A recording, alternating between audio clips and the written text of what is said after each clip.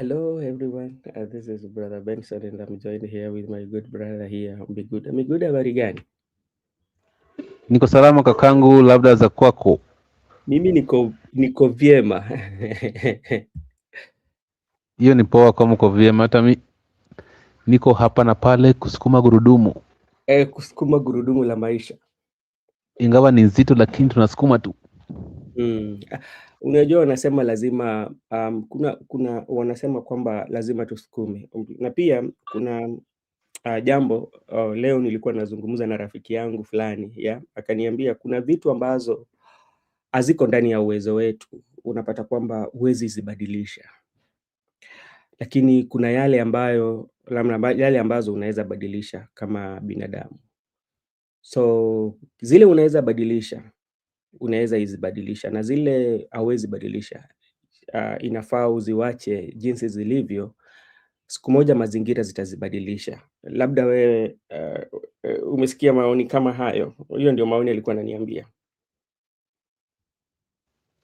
Maoni kama hayo ni muhimu na Mm, pia ni mambo na hekima kwa huyo mm, jamaa alikuwa nakupatia hayo maoni, kwa sababu napata mm, wakati ulikuwa unazaliwa hapa duniani au mm, kuwa unajua umejipata duniani, na sasa mm, vile vile uko hapa, si lazima ujilazimishe ama ukuwe na stress nyingi sana ya mm, kutaka kubadilisha vitu. Kwa mfano, mm, ukiwa na katika hali, tuseme tu kutoka hali ya umaskini, mm, usijiue ama usinyonge juu we ni maskini.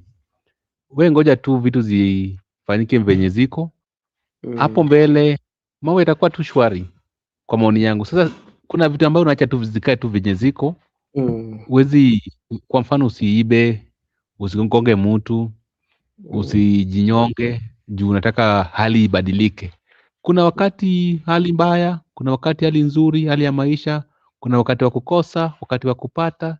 Si kila siku ni siku ya kupata na kukosa. Sasa wewe unaomba tu Mungu, unajitahidi. mm, Ndiposa nimekuambia iwapo ni nzito, mm. but mimi naisukuma gurudumu.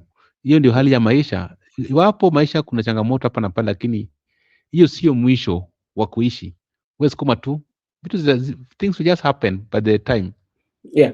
And thank you so much. And remember, the other day we were having conversation here, and we say that in Kiswahili that riziki kuna kukosa na kupata. You can unaweza pata vile vile unaweza pia kosa. Hiyo ni riziki. So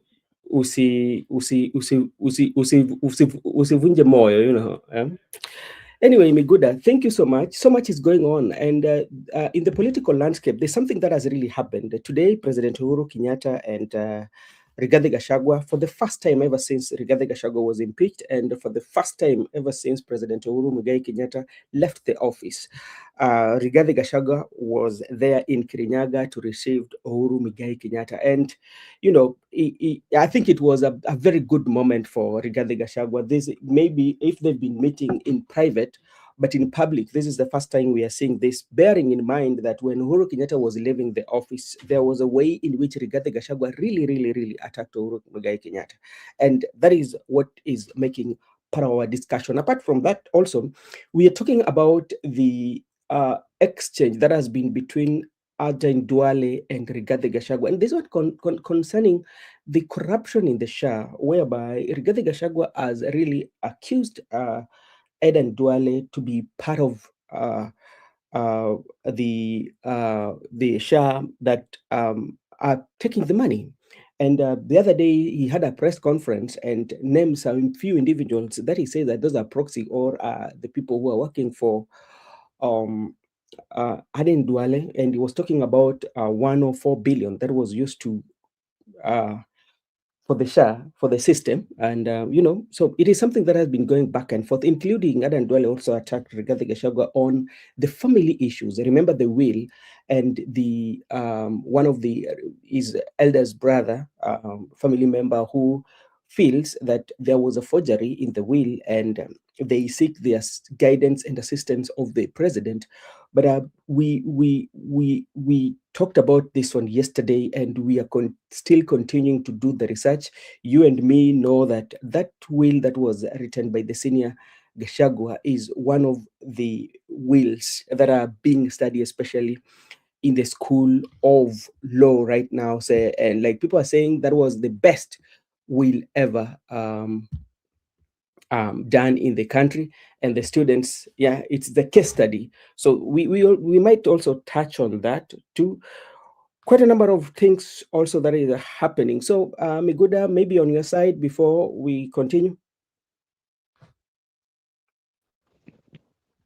Yeah, I agree with you that many things are happening in the country, and there are many developments. The moment we keep on waking up in the morning, we keep on having developments, we keep on having new formations, emerging formations. Yep. Today, like we have said, we have seen the presence of the former president. Also, we have seen Orengo amidst united opposition, and Orengo has been a Linda Wananchi ally. Things are happening.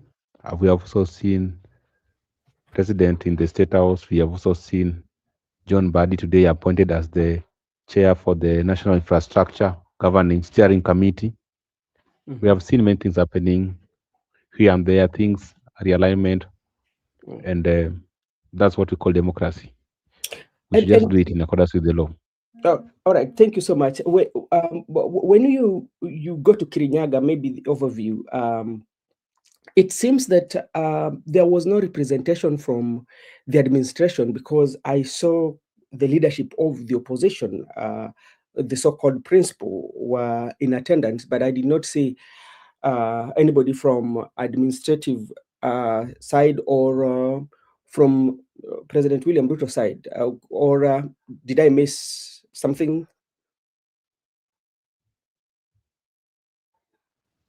You never missed anything. Yeah. What you saw is exactly what happened, because to understand that in the burial, Mhm. there were people who came from united opposition.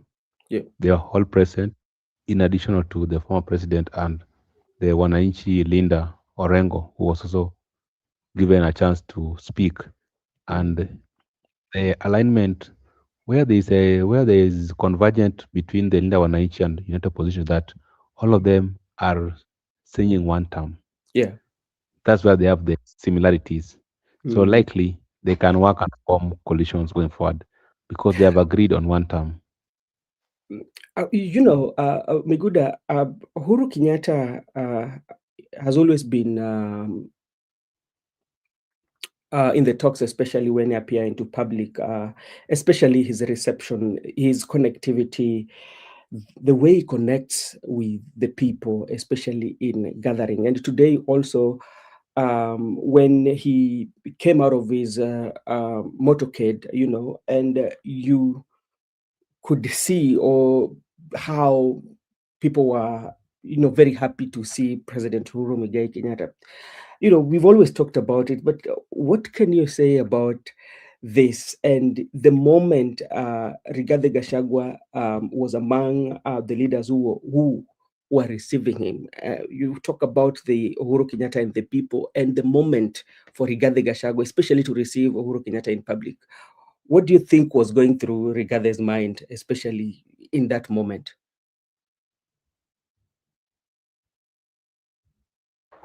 It was one of the best moments for Gachagua in the Mm. public politics, Mhm. because that was the first time the people were actually witnessing the two people who have been enemies in the previous election coming Mhm. together. It was more of a union between former enemies now coming to be allies in the future, and they were Mhm. speaking the same language. From the reception, I can Yeah. say Ouru has been one of a kind of late, and he Mhm. has been blending good with the public. There's that good rapport between him and the people. The Mhm. relationship between a leader and the people is Mhm. very much significant Mhm. by whenever he appeared in the public. I Yeah. think also he has been using his absence to create more honor and respect to the public. At the same time, being the former president who gave direction, Yeah. and by him giving direction to the community, Yeah. whereby community went contrary to his direction. Then Mm, later community are going back to their sense that actually he was a leader, he gave mm, direction, and whenever we mess with this direction, we are currently facing these crises or crises as a community. In my view, I can just say that it was a good moment because Gachagua was overwhelmed. You saw the way he received Uhuru Kenyatta, the way they had charts, and also Karua also warned Gachagua that Gachagua was the person who make all those messes. In my view, I can say it was a good moment because Uhuru just embraced Gachagua, his former critic, and mhm, of the same way Gachagua embraced Uhuru Kenyatta, who never gave him time, even though he was Uhuru's critic, but Uhuru mm, never responded. And also, you would notice that mostly sometimes you can be a critic to somebody, but that person does not bother. So to me, I can just say if you are well conversant with the leadership, or you mhm, understand what you are saying, mhm, or you mhm, mean what you say, or the direction you give the people are correct, it doesn't mhm, matter. Even if the people decided to go contrary, they will mhm, come back to their sense and realize that actually you are good, you meant good for them, and it mhm. should not bother you.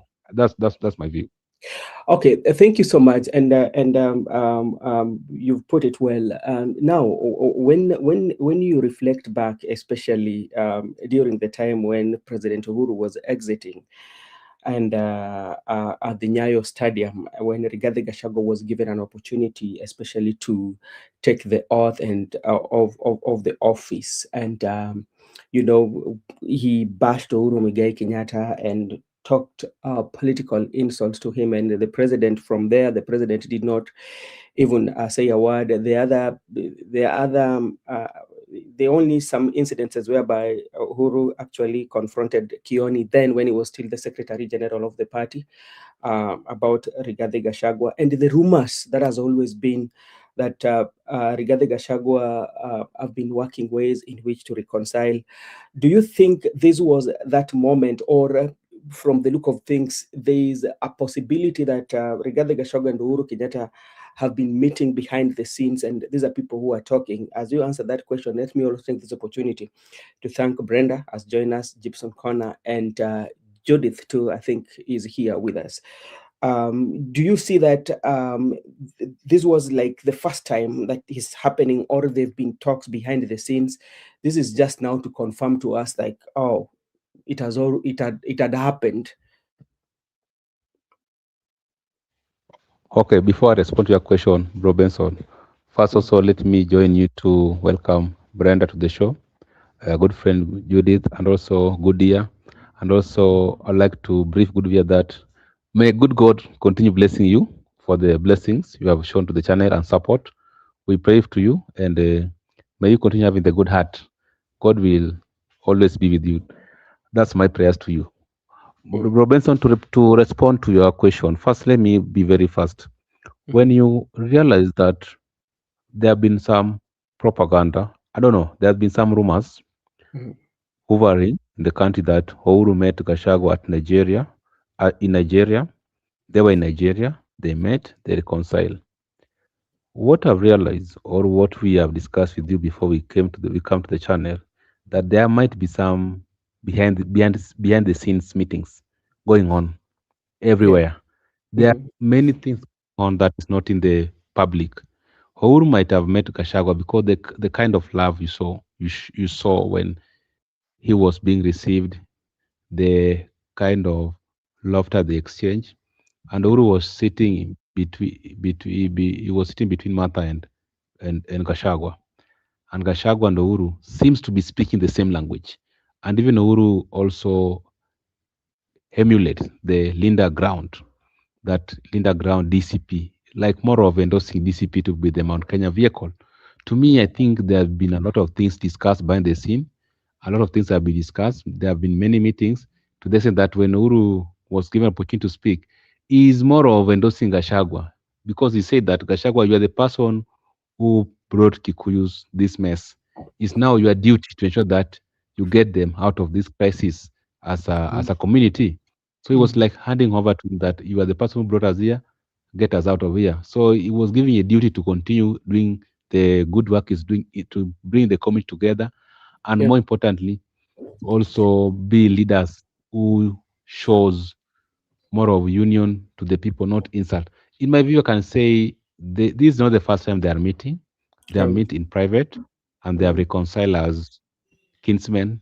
But what we can say that this is the first appearance in the public where we saw them coming together since the mm, pathways. What I mm, want to say, during the mm, inauguration of William Ruto, you had mm, Gachagua insulting President Uhuru Kenyatta, and Uhuru Kenyatta was sober. Actually, he received those insults by just smiling to what Gachagua was saying. And that's what I was telling Bro Benson, that irrespective of the insults yeah. Gachagua did to Uhuru Kenyatta, Uhuru Kenyatta never responded to Gachagua. It is the people like Junet who are attacking Gachagua. So, in my view, what I've learned from Uhuru, because he has been a leader, you got experience being a president for 10 years, it means that there are things he knows that I don't know. There are Mhm, things that he's privy to that I'm not privy to. He's exposed to power that me, I'm not exposed to power. What I can learn from him is that as a leader, you should give people direction, irrespective of how that decision can be taken by the people, even if that decision is unpopular. mhm. But if it is good for the people, you just give direction. Even if you are going to remain alone, just give direction. A leader should be giving direction to the Yeah, subjects. That's the great lesson I've learned from Uhuru Kenyatta as a young person, that whenever you have opportunity to power, yeah. do not mislead your people. Give Mhm. them direction. So I can say this was just the first public appearance together, but they have been meeting. Okay, all right, thank you. As we will be talking about Uhuru Muigai Kenyatta and even Rigathi Gachagua taking an opportunity to actually to apologize in public, we will discuss about that. But now, when you look at the entire, or when you look at the service itself, it was well organized. We did not see any kind of like political, high octane politics where back and forth, the one term and the two term, like people were very quiet and it was well organized. What does the one tell you about the presence of Uhuru Kenyatta where he goes somewhere, especially when things were calm and everybody was attentive? Like, what does it tell you about Uhuru Kenyatta as a person, especially in the politics of Mount Kenya or in the politics of Kenya, especially? O- Okay, so that's why the other time when we were discussing with you behind the scenes, Yeah, I told you never to underrate Orengo. yeah. Orengo to me, Orengo has been a good leader, and yeah, I've been emulating him for a quite long time. Uhuru Mm, Kenyatta to me, presence is very significant because he portrays leadership. mm, The words he's uttering with the public, mm, how he blends with the public, the focus that he was a mm, leader, he's a leader, and just like I've told you, he's exposed to power. Someone who started testing power as early at the time he was conceived. You know, he was conceived when the father was in power. So he has been in power all for the good part of his life. yeah. I can say sometimes if you are exposed to power, there are Mhm, things that you cannot be fond of. Like there are some issues. Give the public what belongs to the public. What belongs to the public utilities, let them belong to the public. The public coffers should belong to the public, not private or individual. So mm, I can say, in my view, Uhuru Kenyatta, he has tried because right now is the living president former we are having. The mm, rest are all dead, and even the most experienced politician of our time, Raila mm, Odinga, is no more. So we need someone like Uhuru Kenyatta, a calm person, mm, sober, mhm, someone who can be visionary and also can guide the younger people. That is mm, the role he has to do, irrespective of where the community is coming from. He has a duty to ensure that he give direction. He can give direction at the same mm, time. He can give direction, and also he can make sure that he give the people, the yeah. younger politicians, Mm, way forward. Like people like Gashagwa should be guided, mm, and Gashagwa the way he guided Gashagwa, because Gashagwa made a mistake previously, and mm, also he has admitted that he made a mistake and he has learned from it. yeah. All of us are not perfect. At one point in life, we have to make mistakes. So what I can say, the presence of Kenyatta is very significant because it is. it cuts across the country. Remember when you had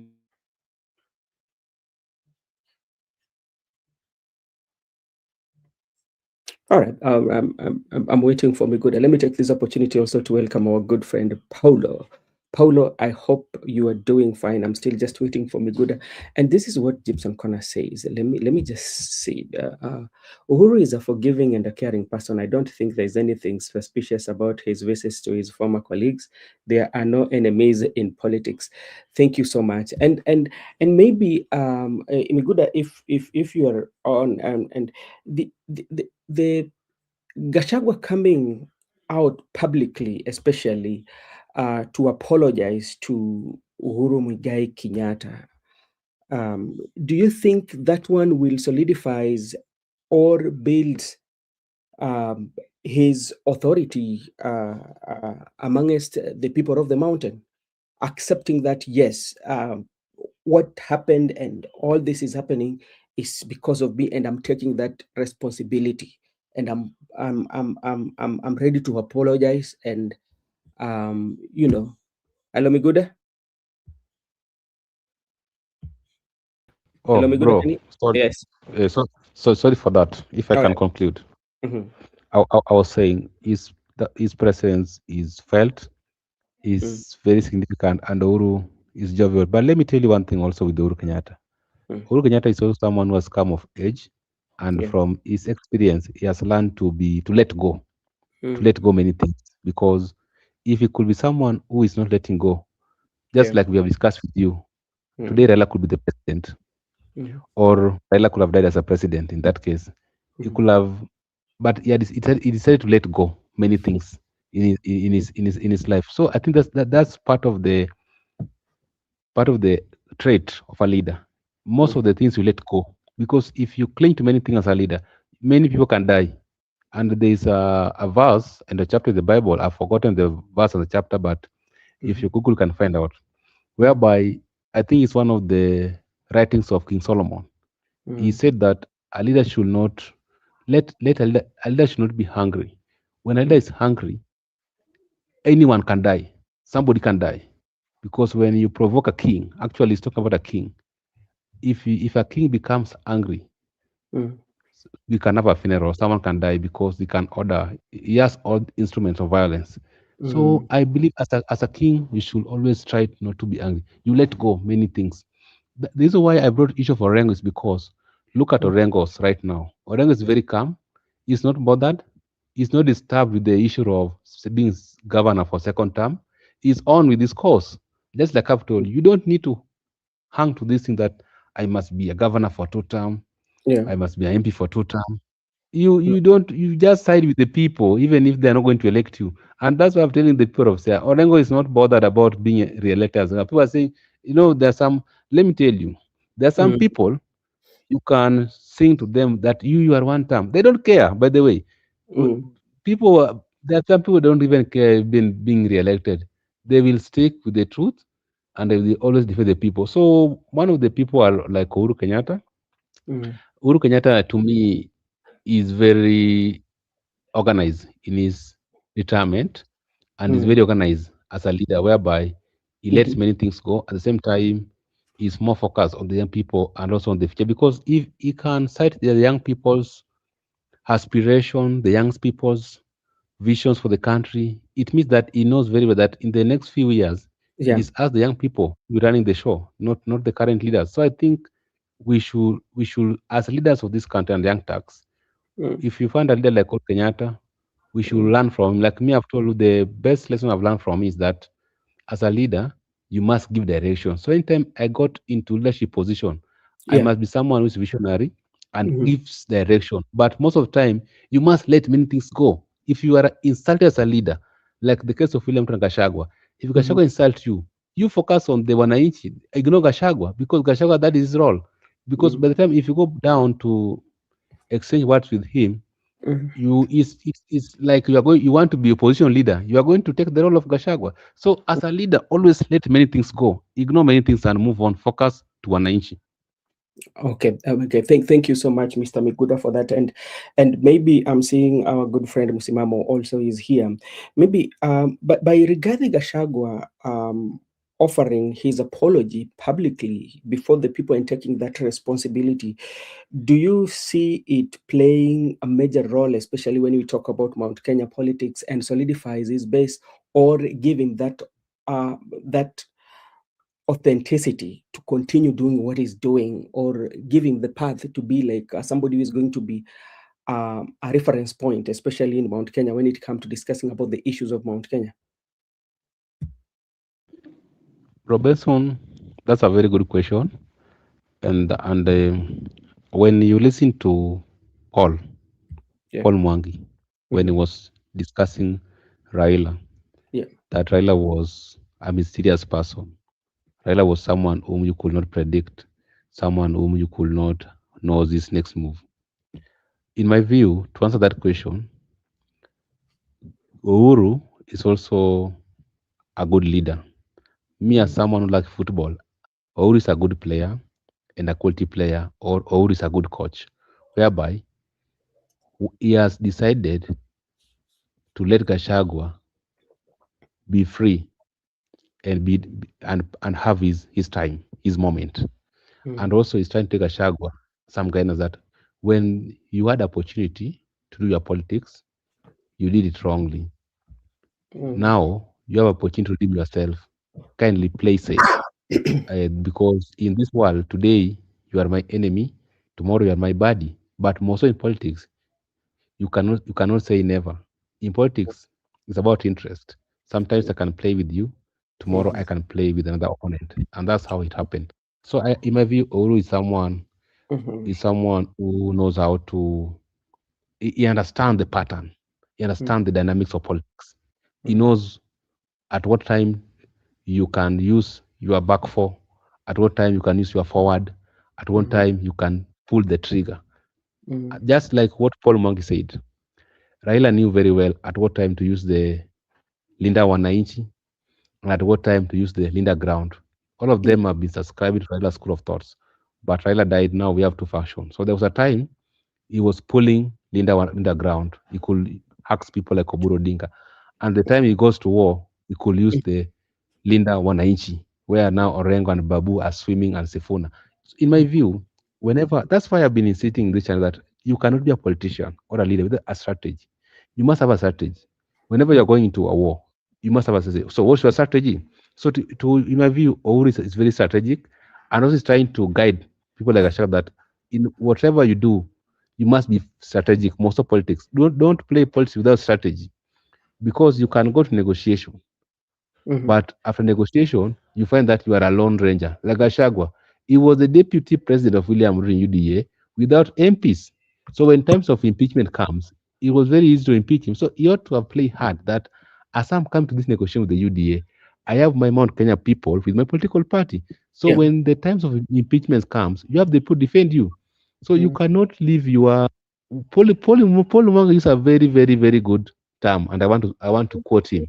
mm, Paul Mwanga said, don't leave your back, don't leave your goalpost, because if you leave your goalpost, the opponent is able to see that it is wide open and they can decide where to score. But if you are in the pitch and you have line your back, whereby you have your defenders and also you are trying to negotiate with your opponent, he will look at the goalpost, he will see you have aligned all your defenders and he will yeah, not pull any trigger to you. Like what happened to Raila Odinga. Allow me to quote Mwangi said, when he was with Ruto, people like Sifuna were holding in brief. So whenever Ruto is trying to look at the goalpost to score, he could not mm, get because people are there defending Raila. So Gachagua is being taught politics by Uhuru Kenyatta, senior brother. Gachagua, if you must play this politics, yeah, first get the people. Get mm, Mount Kenya people. If you have the people with you, then after the people, get the representation of the people. So whenever you are in parliament or in opposition, you are strong. The people will be there in parliament advancing your policies.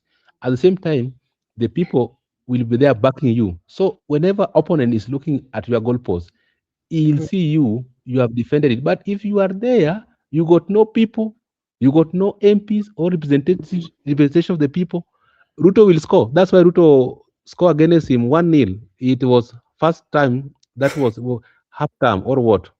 He never made it even to one time because goal ilikuwa wazi. Angefunga tu kwa rahisi. So in my view, it's very important to have a strategy. So that was a very good advice from a big bro to younger one, that cool down, be strategic, get the people, get representation, then come to the big boys club and now you can play politics. I think that's my analysis. All right, thank you so much, Mr. Miguda, for that. And also, let me take this opportunity for those who are watching us for the very first time. You can subscribe to the channel so that when we are having a conversation like this on the internet, then YouTube will notify you. I'm seeing my good brother here. Mzalendo vipi?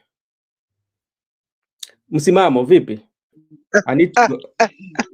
Una fine kwa kuleta Hey, mzalendo anyway, lakini pia anyway hakuna shida, ni mimi niko salama, nimeipokea siku yangu hakika kwa hali ambayo ni nzuri zaidi. Namshukuru Mungu haswa kwa kuwapapa hapa tena.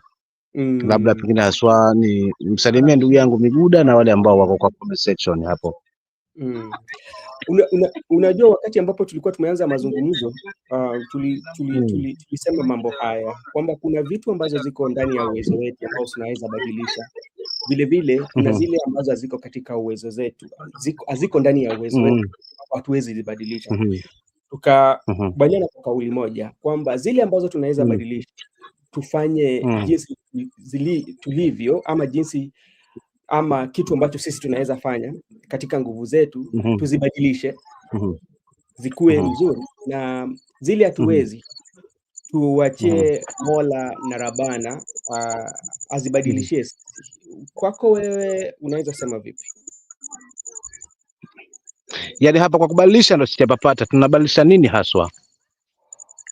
Kubadilisha kwamba labda tuseme kwamba kwa mfano, naweza toa mfano kwamba kwa mfano nataka kupatia, kwa sababu sisi ni watu ambao wamependa sana sana kuzungumzia juu ya uongozi. Kuna kitu kama kuleta uongozi bora. Ni vitu ambazo sisi tunaweza badilisha. Na sasa ingia tuseme kwamba wewe labda ulikuwa unaenda safarini, kwa hiyo harakati ya wewe kwenda safari ama kwa ile harakati ya kwenda kwa safari watu wakapata ajali. Mmoja wetu labda akatoka kwamba enda ikawa akawa mwalemavu ama mguu moja hakika. Sasa unajua tuwezi badilisha hiyo, tuweke mguu sawa sawa na ile Mwenyezi Mungu aliumba. Unaona? Sasa ndio nilikuwa nasema vitu ambazo ziko ndani ya uwezo wetu tunaweza badilisha, lakini kuna zile ambazo ziko ndani ya uwezo wetu hatuwezi badilisha. Sasa italingana na wewe unaitafsiri vipi.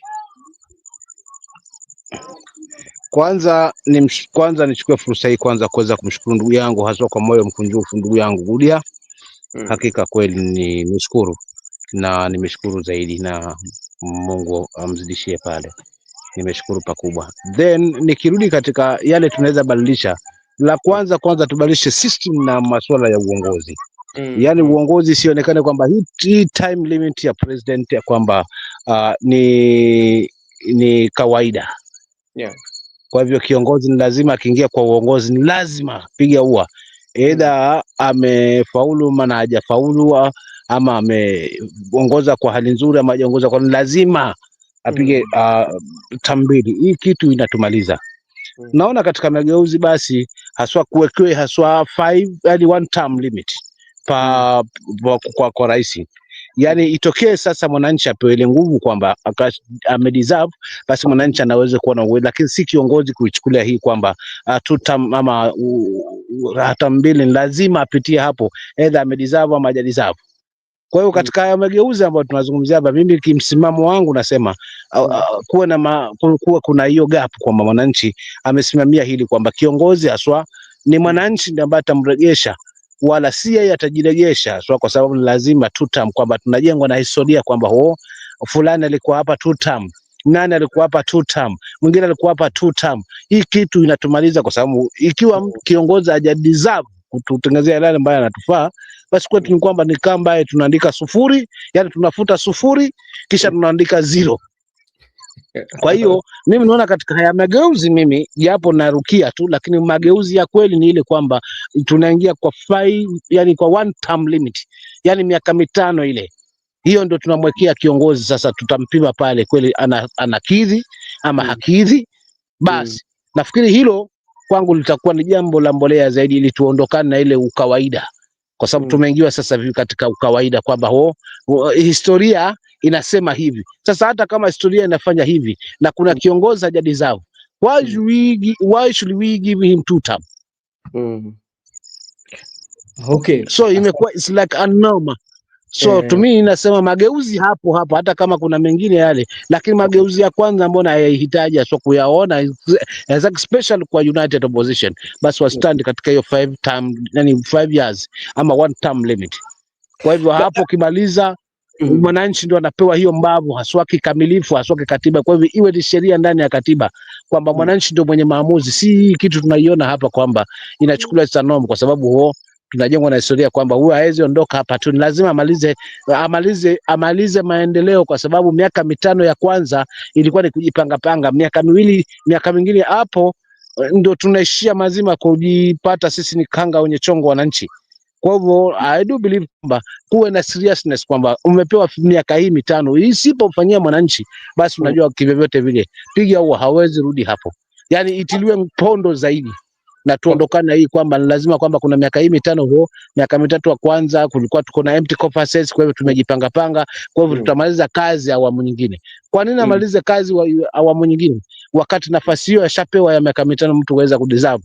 Kwa hiyo imekaa ni takanom, lakini wenye kulose ni sisi wananchi. So mageuzi ya kwanza mbona yahitaji kuyaona kwamba kuwe na hakika kwamba mwananchi amepewa hiyo nguvu ya kuweza kutakmini rais wake kwa miaka mitano, na awe haswa anajua wazi mimi miaka yangu ni hii mitano. Ile mingine tu ile kwamba ni kazi yangu itakaonipeleka pale, wala si kwamba sina norm kwamba kwa sababu fulani alikaa hapa miaka 10 na mimi lazima nikae hapa miaka 10. Asante.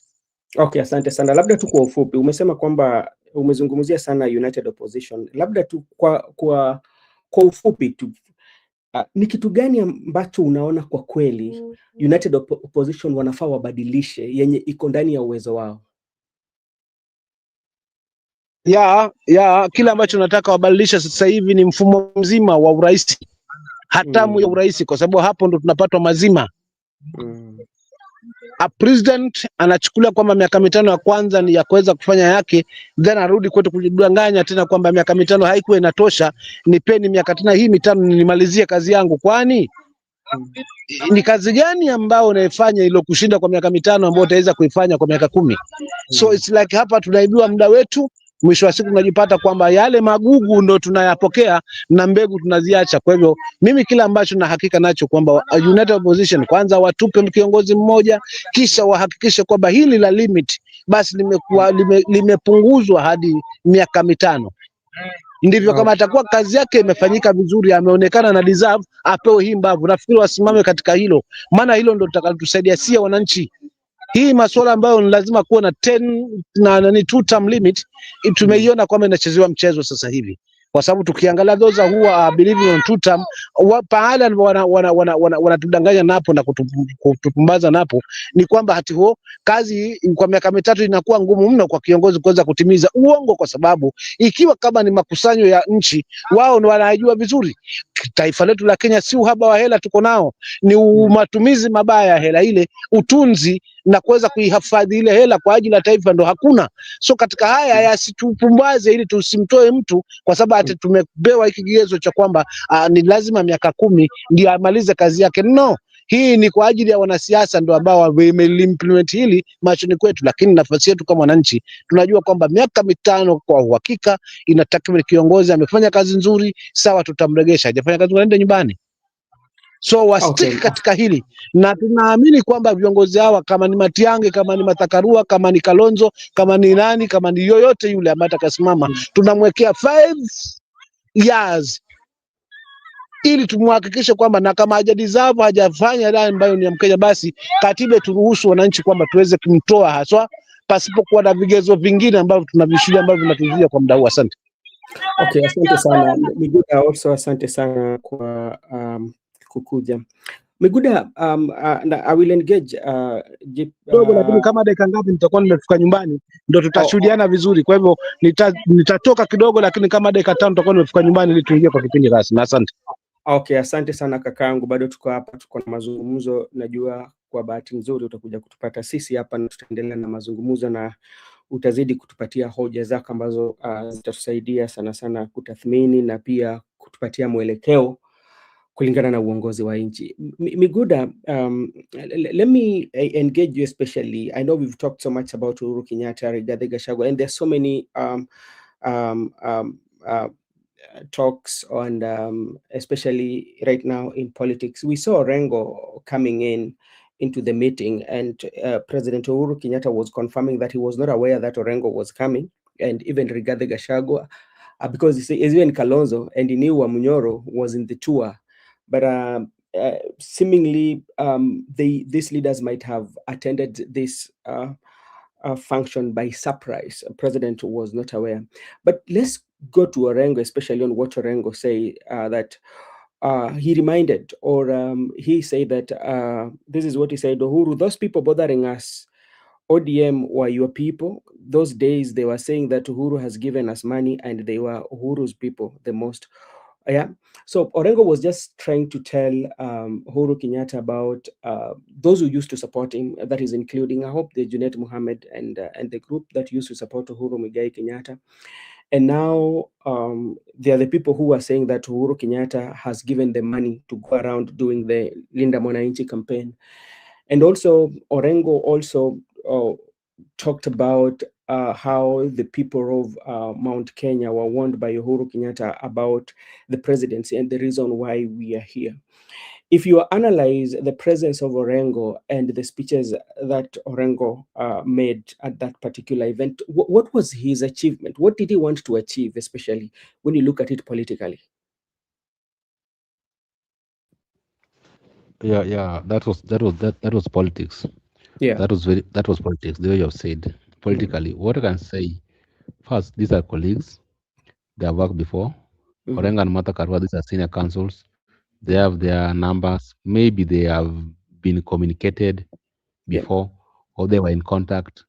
Then he said, "I'll pass by," Yeah. or maybe I can say they are maybe in certain WhatsApp groups. Or they. So I think out of friendship, out of colleagues, you can pass by Mm-hmm. to assist your colleague to bury. At the same time, coincidentally, Uru can be there and so on and so forth. But right now, they have been having similarities that Orengo and the Mm-hmm. United Opposition have been singing one term. So out of that coincidence, and also just what you can say, uh, a pass by, you Yeah. can meet, and when you're given a microphone, you must advance your political tune. So Mm-hmm. Orengo had opportunity to hit his opponents. Remember, the same people have been hitting him. They were in Yeah. Siaya, Mm-hmm. they were hitting him. So if he has that platform, just Yeah. respond to them that here is Uhuru Yeah. and you get Uhuru's money. So Mm-hmm. I think that was just it's politics, whereby if you get opportunity, hit your opponent hard. Mm-hmm. Mm-hmm. That's because if he got opportunity, he not spare you. It was Mm-hmm. purely politics. So he was playing, and also he was singing to the tune of colleagues like Mata Karowa, Yeah. because they have been advancing the issue of rule of law. You understand what Mata Karowa said. Yeah.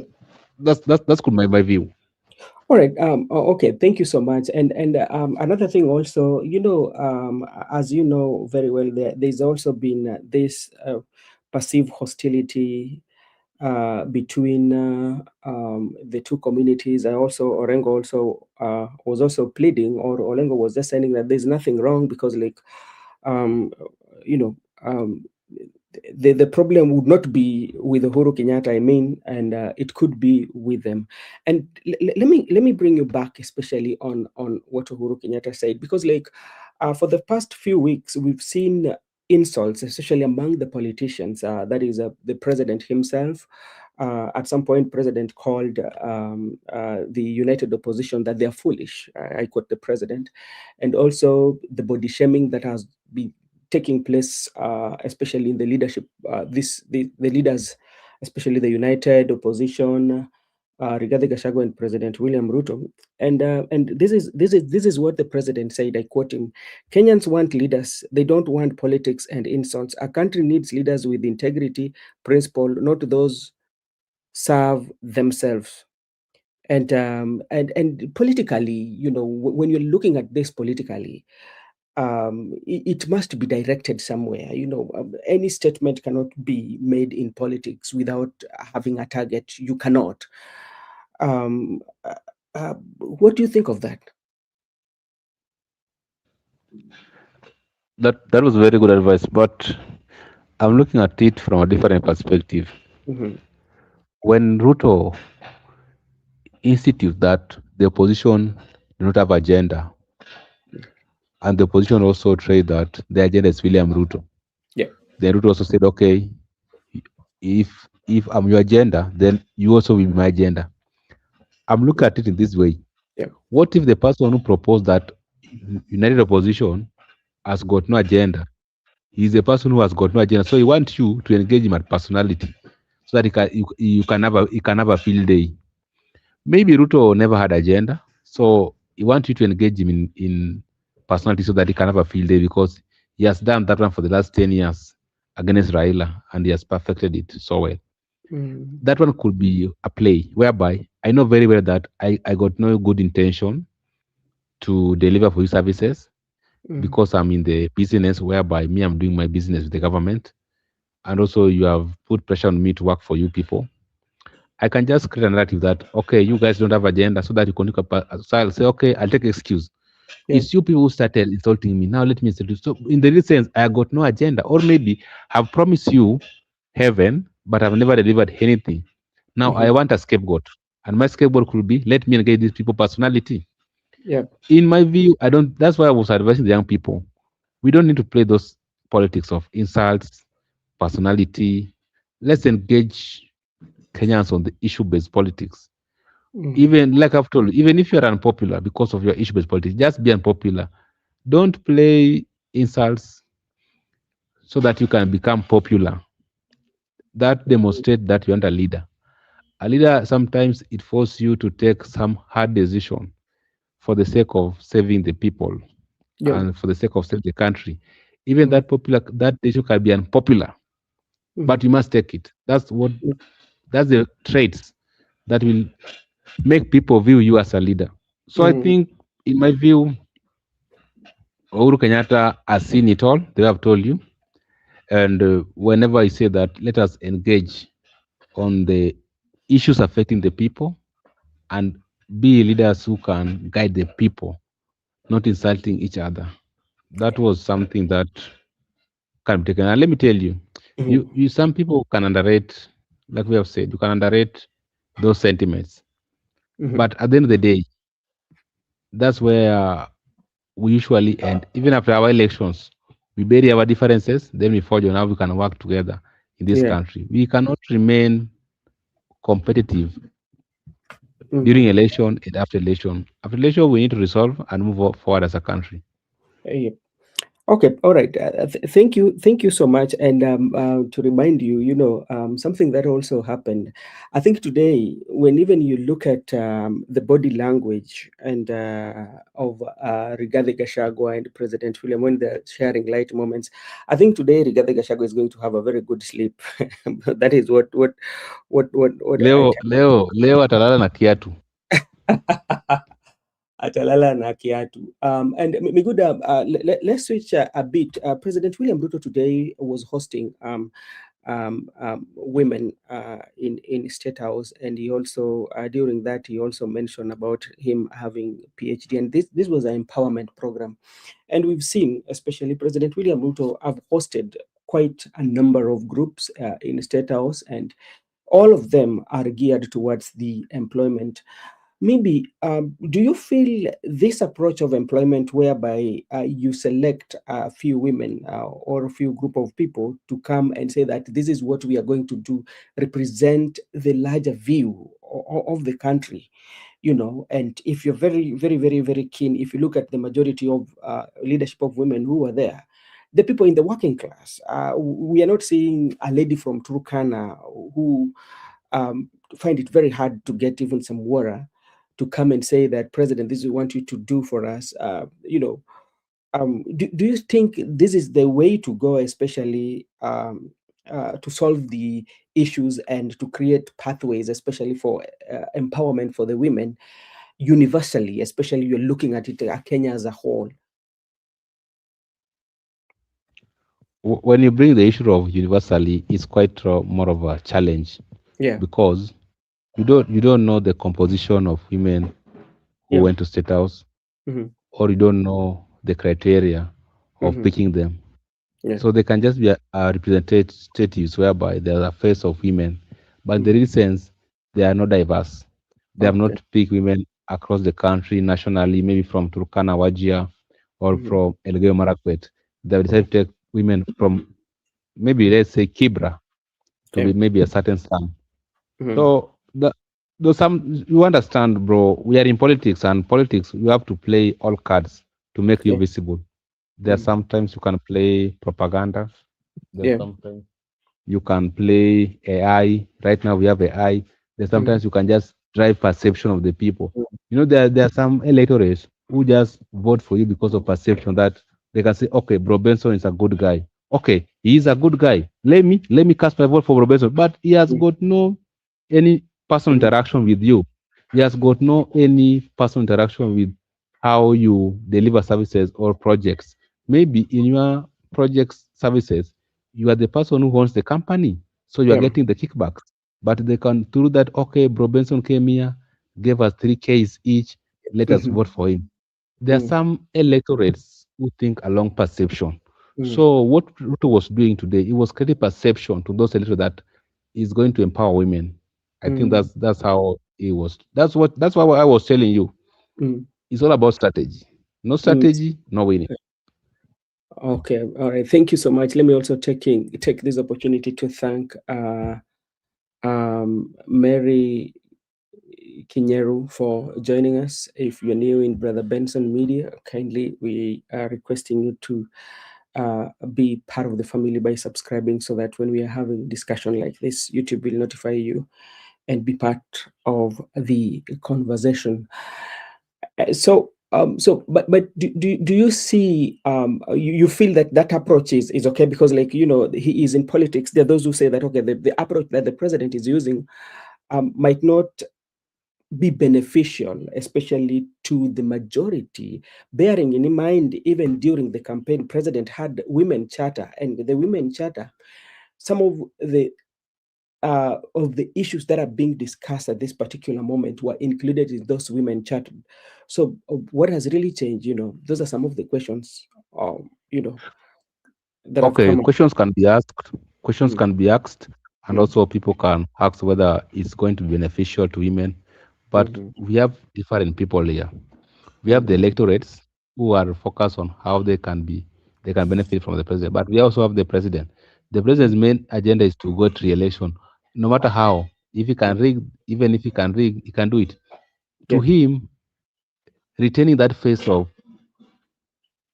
empowerment towards yeah, women is very mm, much important, whether it is valid or invalid, whether it's going to fulfill or not. yeah. His basic duty is to ensure that he creates perception that Mhm, is the president who has fulfilled the women empowerment, and yeah, is the president who has retained the issue of women empowerment. So we must understand that there are two people here. There are mm, elites here who want to follow to the latter, but there mhm, are also the grounds people for who are just interested on what they're being done to. So I think yeah. that's the point. Oh, okay. All right. Thank you so much, Miguda, for that. And we will keep on following what is happening on the ground.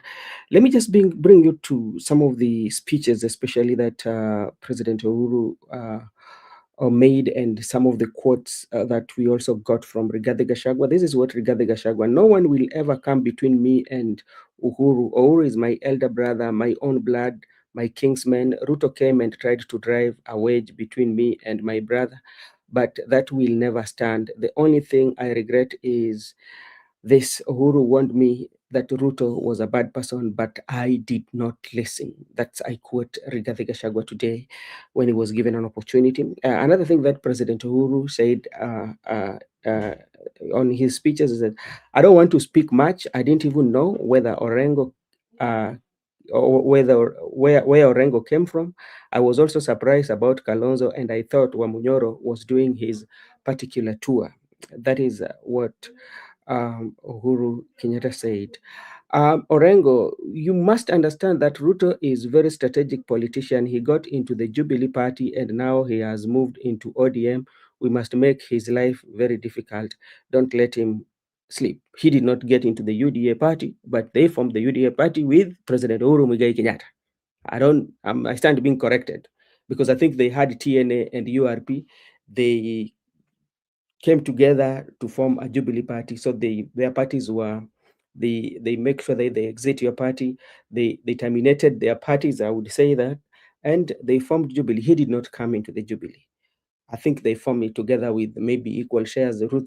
President Uhuru Kenyatta being the president, Ruto being the deputy. In the event, Uhuru was supposed to do 10, and Ruto to do 10, kumi yangu, kumi yako. So that is politics, we all know.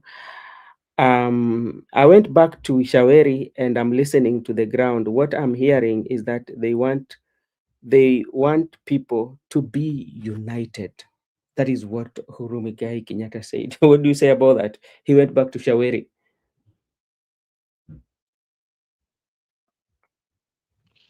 Robinson, I just want to be brief on that issue.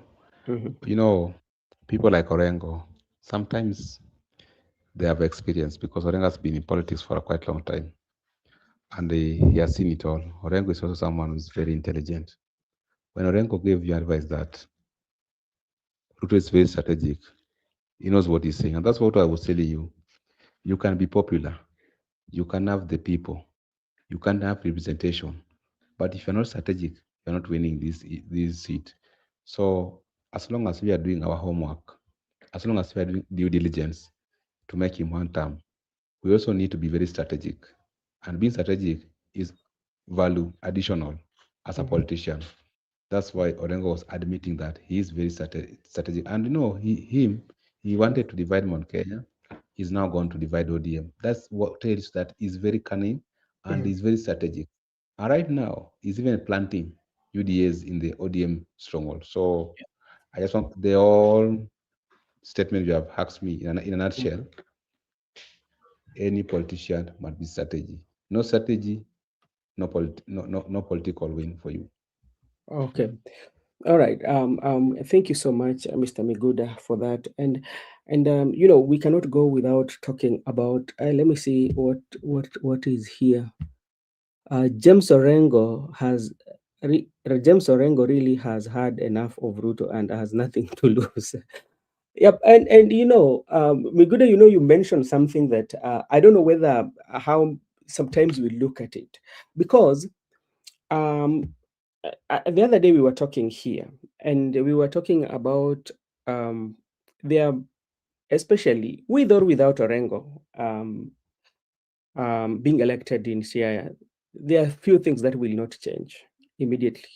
Even if you impeach Orengo today, yeah, there's nothing that is going to change, especially because like it is how the system, even themselves who are maybe pushing that Orengo should be one term or Orengo should be impeached. Those rumors that are on the street. Why do you want to impeach him? Because look at it. Look at it from national government. There's some resources that should come from national government to the counties. Are those resources coming? Yeah. What are the members, the MCAs are doing, especially when it comes to passing of the legislation? You will find that even those MCAs, when it comes to giving tenders, they're the people who are in control. They are passing legislations that do not even serve the interests of wananchi. Yeah. So if they want to, if not even Orengo or Siaya, in all these counties, especially if they want to make sure that they have what it takes, it is not about voting somebody out. It is about fighting for those systems that can work without nobody. Yeah, we have to agree Orengo has a challenge as in his leadership, but I don't think the challenge in his leadership has contributed more to the system they have. Look at what happened during the Homa Bay when we have Cyprian Aweti. Come, we had Rasanga. We had Obado we have Obado when Obado was in Migori County. Then we had Jack Ranguma when he was in Kisumu. We had Rasanga when he was in Homa Bay.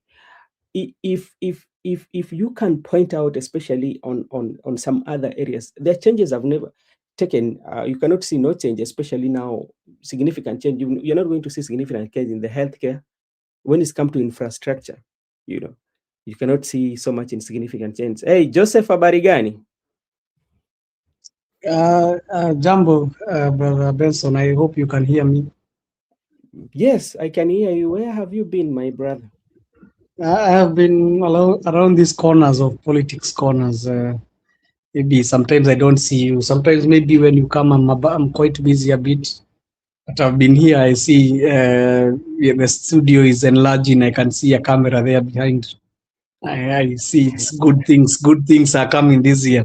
Yeah, And I want to also to sasa hii hata nikiamua kumulika huku nyuma uone kwa nyuma itakuwa ni vizuri. I think we also want to become the vampire diaries like the ones for it's called who this guy Morara. I think you want to start that one.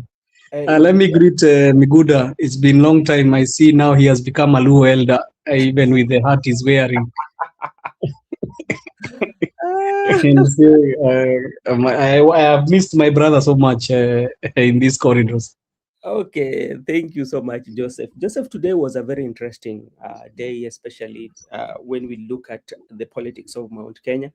It depends on how you are looking at it, but there were, to us, we would say that it was quite, it might be political historical, because today we saw, especially Rigathi Gachagua, led by Martha Karua and Kalonzo, lining up to receive the former president, Uhuru and Kenyatta. And in the entire session, you would see the body language and even how they were talking, laughing. And from that alone, body language, it tells you that Rigathi Gachagua tonight, he's going to sleep well.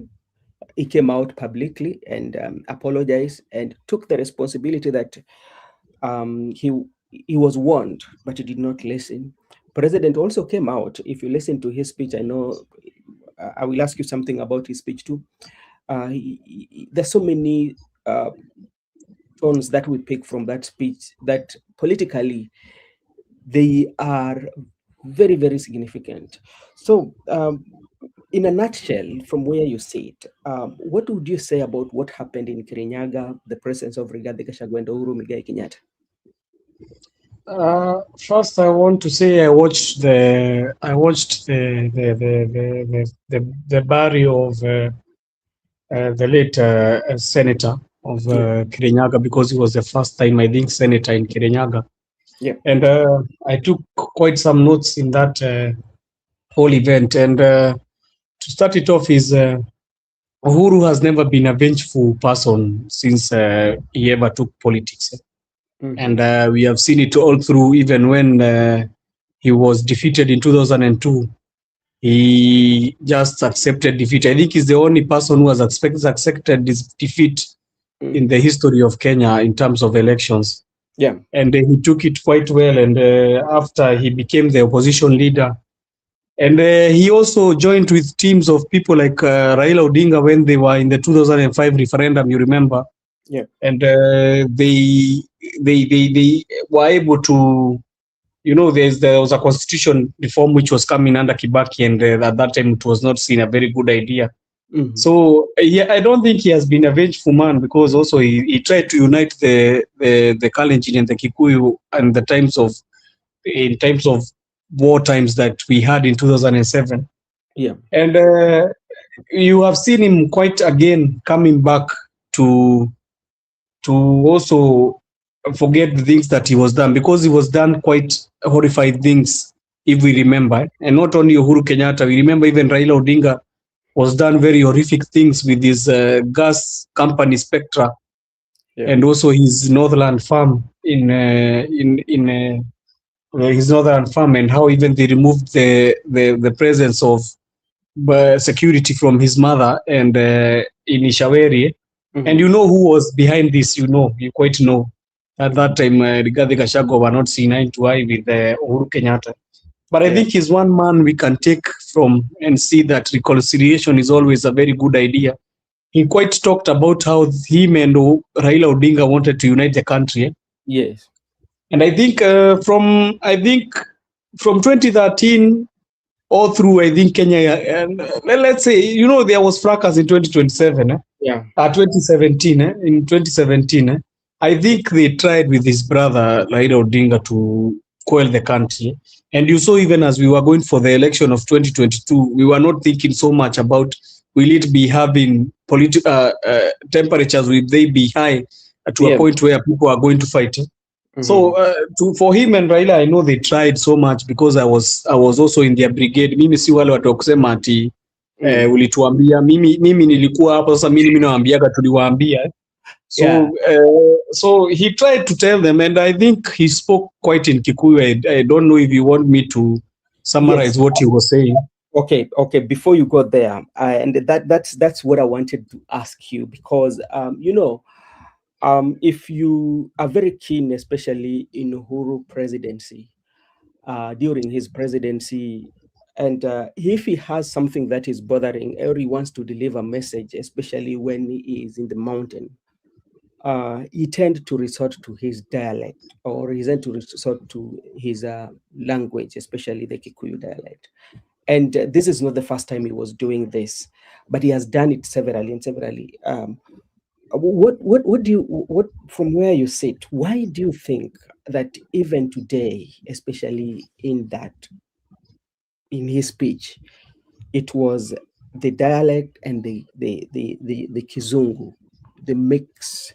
What was he wants to? What did he want to achieve at that particular moment during this speech? It's important.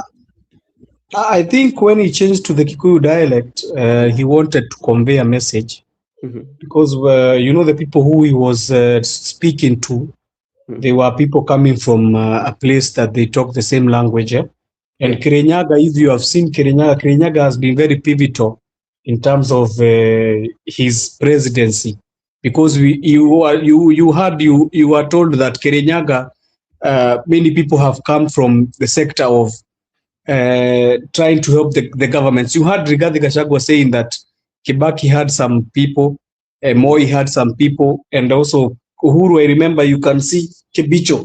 You saw Kibicho was quite in a man in Uhuru's government. So I think Kirinyaga has been very quite vital in terms of leadership of all this. So I think when he started speaking, he was talking first in English, and then he turned.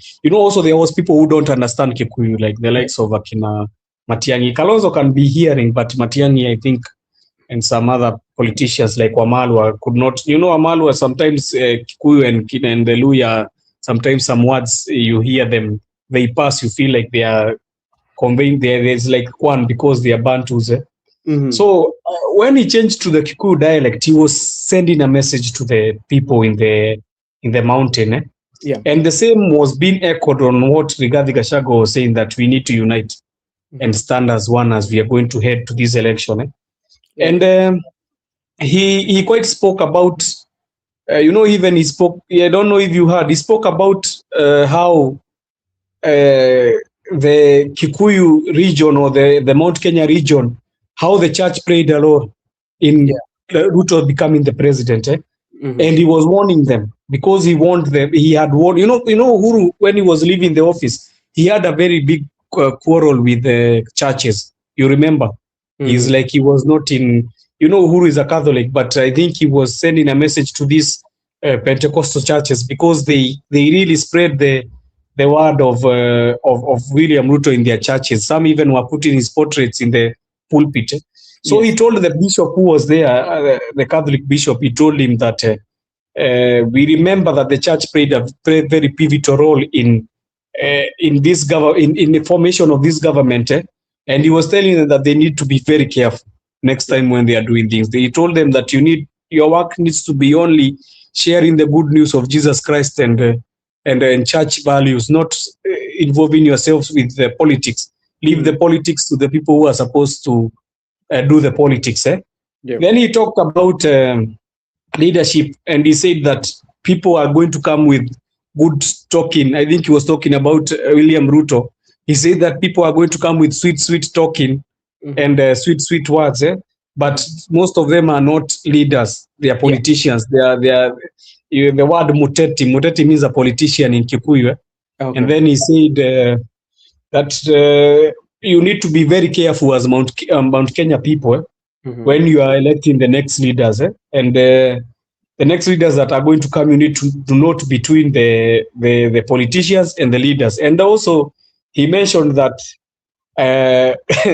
when people started, there's a time he was speaking and somebody said he said that I'm not going to talk so much politics, but somebody in the crowd told him, no, we need you to tell us. So he said, I'm going to speak a little, and I remember I told you, but now there is nothing that else I can do. My work, the only work that has remained, I will only stay in Ishaweri, where is in Katondo, and me, any leader that is going to come, I'm not going to do anything because my work is in Ishaweri. Then he talked about Orengo.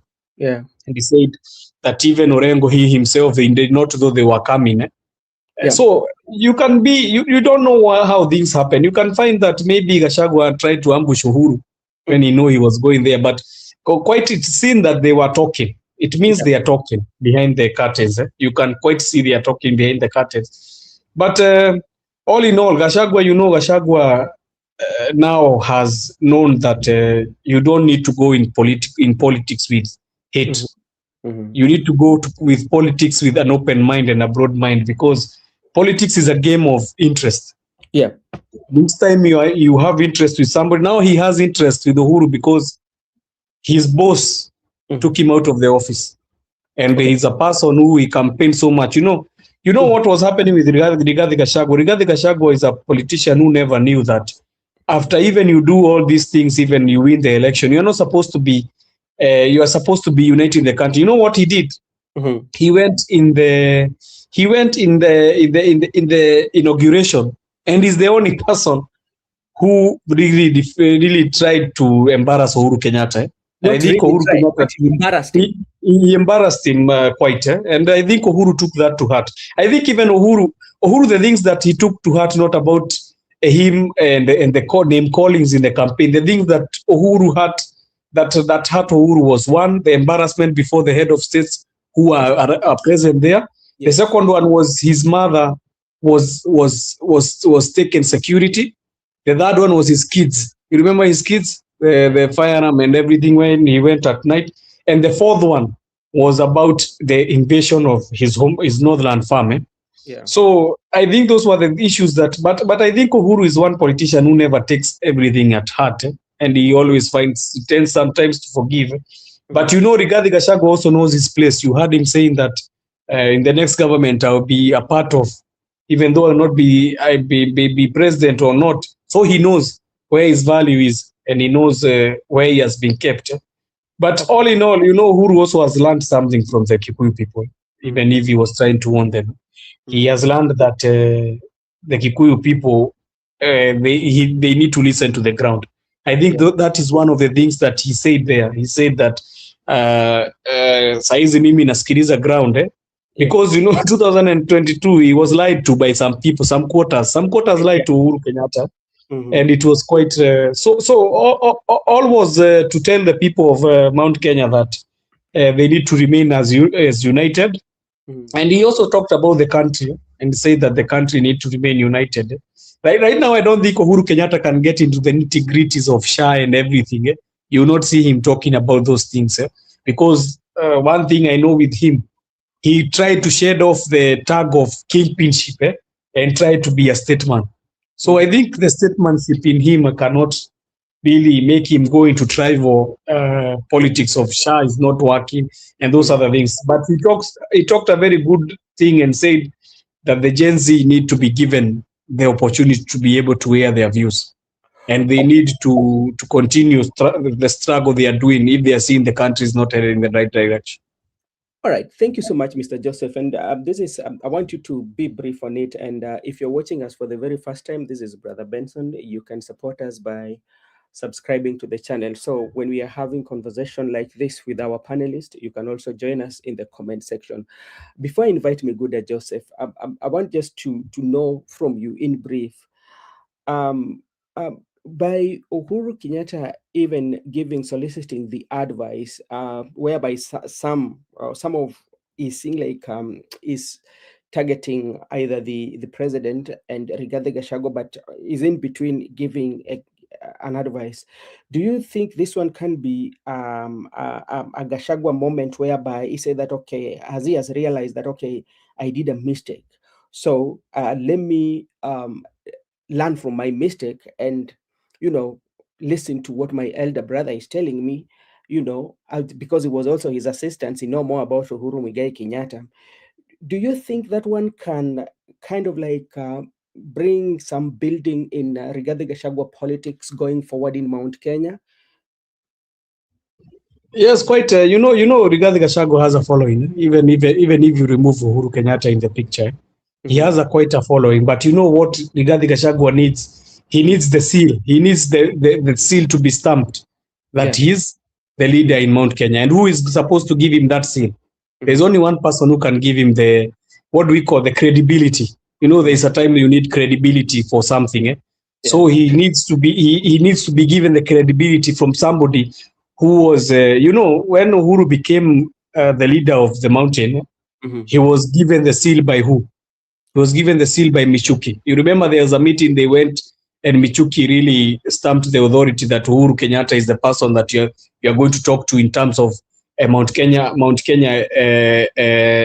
leadership.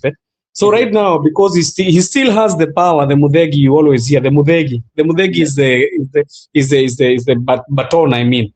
So I think Rigathi Gachagua is trying so hard to be given the credibility by Uhuru Kenyatta, because there is still people who follow Uhuru Kenyatta in the mountain. I am one of them. But let me tell you what Uhuru Kenyatta is trying to do. Uhuru Kenyatta is trying to unite the mountain.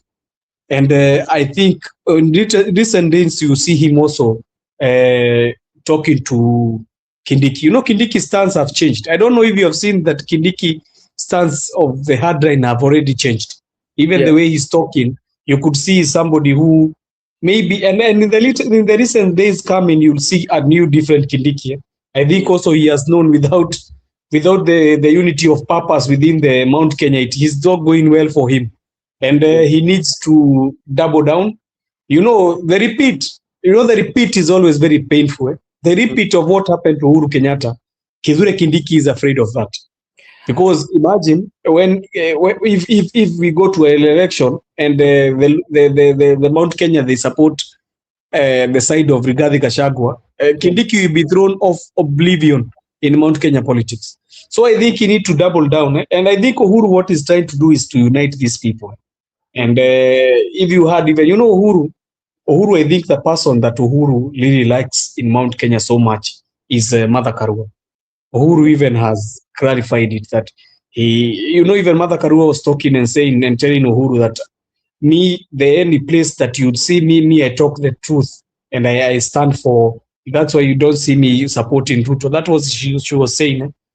So I think for Uhuru, Rigathi Gachagua needs credibility with him. And if he's given that credibility by, you see even the body language and the pictures, also the cameramen, they like to be mischievous. They were even taking pictures when they were laughing. Let me tell you, politics is all about, what do we call it? The imaging. I'm forgetting the word. There's the imaging. There's a word they use. The imaging in politics is very important. That's why you hear even somebody who is chased, or you see a person not walking in the red carpet. The imaging starts to be something. Okay. maybe sorry for cutting you off, because like when you know when you are a camera person, is you and camera person, you are in any gathering, you seem to be the third eye of the people, making sure that the scenes that people who are not there are supposed to see, you pick both the positive and the negative. Unaweza shika mahali kiongozi ameanguka chini, hapo ndo unachukua kamera ya, ingawaje watu wakasema usichukue, lakini as a camera person, that is what defines your job as a photographer. Those very good moments, that one also define that, those good captions, you know, on But you know, also he talked on Gachagua. He also gave Gachagua some also beating kidogo. He told him that insults are not going to help anyone. okay, yes, People should stop insults. And that's why I tell you, Uhuru, even you know, Uhuru has been used to these photo ops that people do. He's used to them. He knows even. You see, even the time that Ruto went to visit him in Ishaweri, he knew the photo ops are going to be something else. And I'm telling you, photo ops is very dangerous. You see, after Ruto went to visit Uhuru, he came and said that he has appointed. You saw he appointed the friends who are near Uhuru, the likes of Kakina Kabogoli, Njiru. He appointed them, Derito Mureithi. You saw he appointed them. And people started saying that it is Uhuru who has sent them. So photo ops is very, very dangerous. But I think Uhuru needs to keep the way he has been, just silent, because it's evident that even him he said, unajua leo alisema Brother Benson, I know mimi vile nimeongea leo wataniongea wiki na wiki kwa magazeti, and I know it is coming. It's coming. Okay, thank you. And I wish Miguda was here and he dropped. If he comes back, we will give him a chance also to contribute. The reason why I was asking you about even Rigathi Gachagua getting mileage, we know for a fact that when it comes to politics, the slogans and what these politicians usually reflect them. For instance, politicians are many, but leaders are few. I'd warned you, but this is now up to you. I went to Ishaweri to listen to the ground. Na vile nasikia mkisema kwa ground, stick with that. And you know, kwa ground, nimesikia kwa ground. But now, when you come to politics, the only person that is associated with Rigathi Gachagua, with listen to the ground, is Rigathi Gachagua, and that's why I was asking you, like, if the president, maybe he might be saying it as the head of state without connecting it to Rigathi Gachagua, but the people who are now going to pick it and the people who listen to it and say that if President Uhuru Muigai Kenyatta, former president, who I really love and who I really respect, would say to listen to the ground, you know, it seems that what Rigathi is doing, that is what Uhuru Kenyatta is doing, and it will pop up in the internet. So that is the line of my thought that I was asking you that. Will it, this one, Rigathi Gachagua, and especially Mount Kenya? And you are right. You are right. You know, Uhuru saw that I cannot fight with people, because even if I tell you what, you not listen. He saw it in 2022. And let me tell you, Rigathi Gachagua has been trying to get this moment for quite a while. Yeah. And you know it in certain scenarios. You remember the one in Embu where Uhuru was so much cheered when there was a coronation of a bishop, and Rigathi Gachagua was sitting in the congregation, and he wanted to reach for Uhuru, but Uhuru said, I'm leaving before. You remember Uhuru said, me itapatiana yangu na nitoke. And there was also another funeral. There was another funeral that Uhuru Kenyatta knew Rigathi Gachagua was coming. He spoke very fast. That time Rigathi was a deputy president. He spoke very fast and said he's leaving. So Rigathi Gachagua found Uhuru has already left and said, I wanted to talk to him. So I think this moment was a very crucial moment, even for the people who always support Rigathi Gachagua and the other people who support Uhuru Kenyatta. It was a moment where they could use all the photo ops they could have been able, so that they can be able to sell this. The ground, you know, the ground can mean so many things. It's okay the way you're saying it is, Linda, the way you say ground. You know, even we have Linda ground. Yeah, Linda ground. Linda ground. So grounds are so many. Rigathi Gachagua as the signature, Sikiliza ground, you know, and And you know, that is when you do this, you know, this is Rigathi Gachagua. That is the political signature, especially for his party DCP. So, you know, So I think this one is it's headed for them to reconcile. That one is for sure, and I think some of the politicians are going to find it very rough in Mount Kenya. okay, The politicians who are in the presidential camp. let me bring you to speed. I think it's not yet a month. We saw Kioni visiting Wamunyoro, and he went with the goats, and it was like a reconciliation. And you know, when me particularly, I saw that and I said, this is Kioni, and we know Kioni with the Uhuru Kenyatta, they're in the same camp, and this is right. There's something going on, but I say, okay, I do not want to read much in it. And there's this speculation that has always been that Rigathi Gachagua and Uhuru Kenyatta are not in good terms, you know. But today, the way it came out, you know, very natural between them. What Uhuru, maybe depending on how Uhuru looks at things. You know, Brother Benson. Go ahead. What I've quite known is when you want to become a leader, first in Kikuyu land, you need yourself to be able to unite the people first. Yeah. And you need to be able to rally the people so that you can be able to talk in one voice. And the problem that happened with Rigathi Gachagua was one. He went at it with like war. He went to this one like war. He's like he was fighting Uhuru Kenyatta like it's a military combatant war. And he forgot that you cannot just fight a war and forget that you might need him in later future. So I think the things that have happened, they have taught him a lot of. I think Rigathi Gachagua has learned a lot in the past 3 years he has been in power.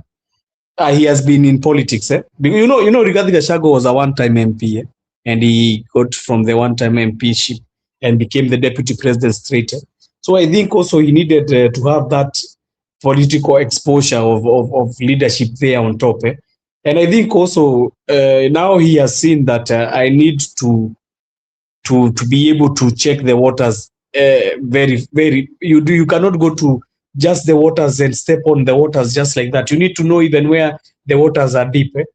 And Uhuru Kenyatta is one man who can be able to shape politics of Mount Kenya, because you know, Brother Benson, he never left. You know, people were always complaining to him why he never left a person. He never left a person who is going to be able to lead the Mount Kenya. And I think this is the time I think Uhuru Kenyatta needs to give the baton or the mudheki to the next person who is going to lead the community. And I think that is what he's doing. And he's not going only to give it to Rigathi Gachagua without uniting the people. I think you will see a very big unity coming in the next few days. I think even I'm telling you, you will see Kindiki. I think Kindiki is about to be edged out, and you are going to tell me in the near future, because you know ODM is asking for 50%, and they're asking for the deputyship. So Rigathi, so Kindiki is feeling a bit worried. But I assure you that Uhuru Kenyatta is now retiring in politics. Uhuru is retiring in politics now. What he's doing is retiring now, and I can tell you, before he had not retired, now he's going to retire into politics. And I think also he needs to do some revenge on Ruto. That is what he needs to do, because whatever they did, Uhuru wanga anasamehe, lakini ya Ruto sijui nini walifanyana bwana. That one is very deep. That one we will never understand. That one, even if you live in a century years, we never understand about that. But I think Uhuru was too much hurt by Ruto, and Ruto was too much hurt by Uhuru, that those guys can never reconcile. Even if you call witch preachers to reconcile them, hiyo mambo yao iliisha. Hiyo. And you can evidently see that Uhuru can forgive Rigathi Gachagua very fast, but ya Ruto inakuanga ngumu sana. So that is where I leave it. But I know Uhuru Kenyatta wants to retire into politics completely. That is what I saw in today.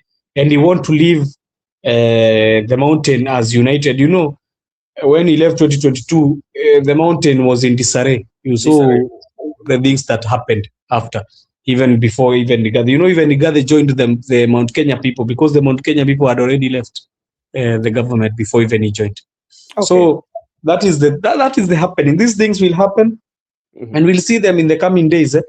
And I think also he'll be an elder in negotiation of the talks of who is going to be the president candidate and the running mate and all these positions.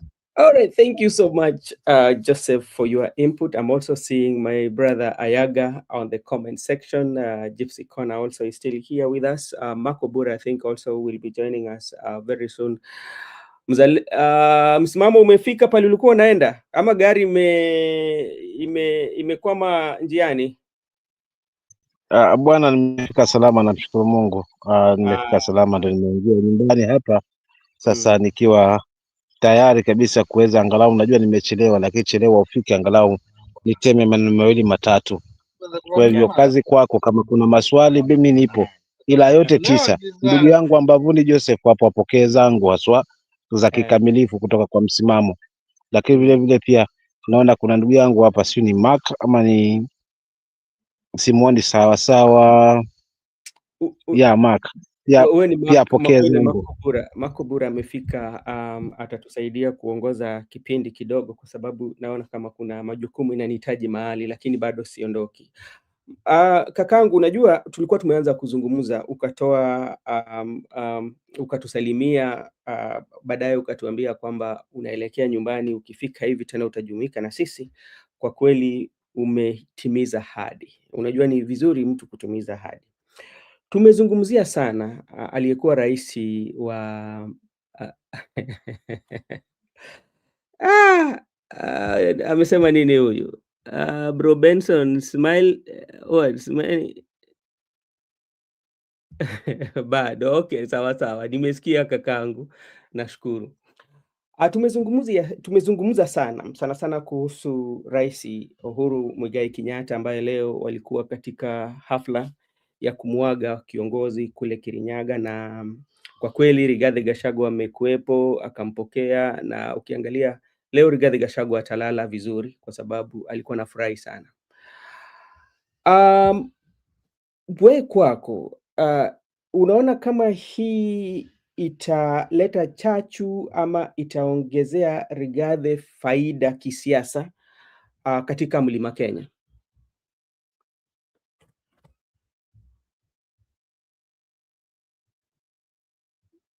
Kakangu. Naam kaka. Maoni yako gani? Unajua ulivyoniuliza tukiendelea nilijipata niko nje, lakini sasa unaweza niuliza vizuri sasa maswali yote yale alafu niendelee kujibu kama kawaida. Asante kakangu. Leo kuna hafla ya leo ambapo ilihudhuriwa na rais pamoja na Rigathi Gachagua, na kwa maonekano Rigathi Gachagua ni mtu leo alikuwa amefurahi sana. Hata ukiangalia kwa kanda za video ambao zinatembea katika mtandao, unaona kwamba amefurahi, na vile vile pia unajua historia kati ya Rigathi na Uhuru Muigai Kenyatta. Nikukumbusha tu wakati ambapo Rais Uhuru alikuwa anatoka kwa mamlakani, kuna yale matamshi Rigathi alitoa ambapo ilikera watu wengi, hata Uhuru Kenyatta pia, na leo hii tunaona alikuwa amefurahi, vile vile akaomba msamaha. Wewe kwako vipi? Wewe unaionaje?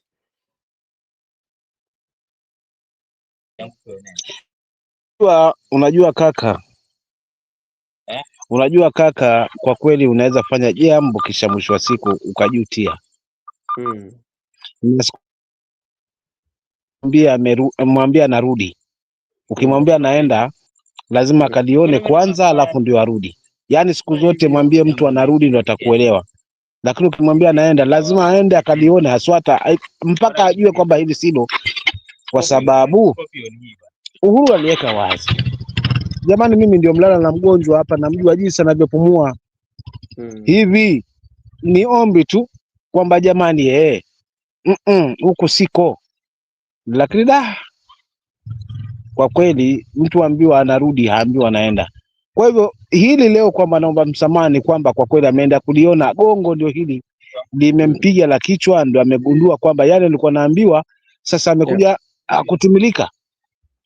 Kwa hiyo hili ni fundisho haswa kwetu kwamba kwamba mtu mwambie anaenda, mwambie anarudi, haswa ukimwambia anaenda lazima akalione. Lakini vile vile pia umuhimu huu wa kuweza kurudi pamoja na kukaa pamoja na kuombana msamaha ndio utu uzima. Pili, siasa ya mlima ina wahitaji wote, kwa maana huyu yuko na Jubilee na huyu yuko na DCP.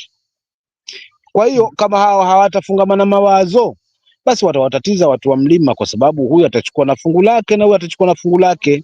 Na mwisho wa siku hapa kama kutatokea mtu wa tatu, basi mtu wa tatu, unajua panapogombana wawili, basi akitokea mtu wa tatu, basi yeye kazi yake ni kukanya. Kwa hiyo hapa ingempa mtu fursa ambayo kwa hakika haswa angetumia haswa kuweza kupita katikati hapo. Lakini kama watafungamana pamoja na kuamua kufanya kazi pamoja ili kuweza kutengeneza vyama vyao, kuweza kuhakikisha kwamba wanavileta, wanavitembeza, wanatembea navyo na wanafanya kazi kwa pamoja na waje na makubaliano kwamba watasimamisha mgombezi mmoja, kwangu naona mimi linatija, kwa sababu kile ambacho kunazungumzia Uhuru ndio kile ambacho kimeweza kutokea hapa. Mfano, naweza nikanukuu maneno ya Uhuru hapa, mheshimiwa Uhuru hapa, jamani, mimi nikianukuu, jamani, kwamba kuna wale watu wa wewe moja, wewe zako mbili ndio hizi, ni moja ni nani, nusu ya Mwananchi, lakini hizi 5 ni zangu. Na kwa kweli haswa hili limejionyesha machoni, kwa vitendo, kwa kila aina. Ndio maana unakuta sasa hivi viongozi wetu wamepeleka kwamba lazima tuabudu kwamba na tuamini kwamba maendeleo sasa hivi hayako tena haswa kwa mtu mwingine zaidi ya kiongozi wa taifa. So kwa kweli ni inaashiria wazi kwamba hizi zangu 5 zipo na nusu ya Mwananchi ipo, na wewe fulani tunaelewana vizuri, fungu lako ndio hili. Ndio nakuta sasa hapa kuna broad based government. We kidogo bro, uzeni kidogo. Unakuta kwamba kuna huu kuhuba wa broad based government ambao sasa unaashiria kwamba fungu lako ni hili na mimi na fungu langu ni hili na haya yamekuja kutimilika. Ndio maana Gachagua anajutia kwa kile ambacho ameliweza kukizungumza na kuweza kumkashifu peupe na kumuona kwamba yeye ni kikwazo, lakini mwisho wa siku kimemramba, kwa sababu alikanywa kwamba huku siku akasema ndiko, na sasa hivi amegundua kwamba siku amerudi huku nyumbani, sharti aombe msamaha, na huu msamaha mimi naona kwamba ni jambo la kawaida. Pili, nikimalizia, there is no enmity in politics, yani there's no permanent friend or permanent enemy in politics. So hili nalo lipo. Kwa hivyo wanaogombana mchana basi usiku wanaweza patana, na wanaogombana usiku na mchana wanaweza wakapatana. Hili lipo, ni kawaida, ni jambo la kisiasa, unaona. Kwa hivyo ukuhuba huu na kulegeana kwa msamaha, basi labda pengine ni kwa manufaa ya vyama, lakini vile vile wale wafuasi wa hivi vyama haswa kuona kwamba hii ni timu moja sasa hivi. Kwa kwangu mimi naweza kusema it's a plus. Okay, asante sana kakaangu kwa maoni yako. Vile vile tunataka kushukuru wale ambao wako na sisi, ukiingia pale comment section, ambao pia wanazungumza na sisi pale, hivyo wanatupatia mawazo yao, tunazipokea. Naona ndugu yangu mwingine hapa ameniambia, bro Ben, stop smiling, it is raining and raining, heavyweight 2027 bado. Anatuambia sisi tuko hapa, tutawasubiri tuone wakiwa katika uwanjani mchuano nani atatokea mshindi, na tutakuletea habari jinsi zitakuwa zinapatikana. Makobura, habari gani? Good evening. Yes. Good. Thank God. Yes. Yeah, and I'm saying hi to you. I'm saying hi to Msimamo. I'm saying hi to good friend Joseph. I'm saying hi to Miguda. And again at the comment section, I'm saying hi to everyone who is watching, and I'm also saying a big thank you to a good friend, a good here. Thank you so much, and may God bless you. I'm here, of course, to give my opinions. And I just wanted to start by, there was a clip that I was reading somewhere where a woman called Isabella Githinji was at the scene Gikomba, when their stalls were demolished at 3 a.m., she opened up and said that it wouldn't have happened if the late Raila Amolo Odinga were alive. And, she did mention quite a lot that Raila would not let such kind of things to happen. And then that brings me to this question now. Why? I'm trying to connect it with the scene that we saw today, the kind of good reception that the former president Uhuru Kenyatta received, the funeral that he had attended, where I can say that he was treated as a sitting president, of course, accorded the maximum respect. And, that then brought a lot of questions to me again. And I tried asking myself, why would Kenyans embrace the former president Uhuru Kenyatta that high, like, the kind of good reception he got today?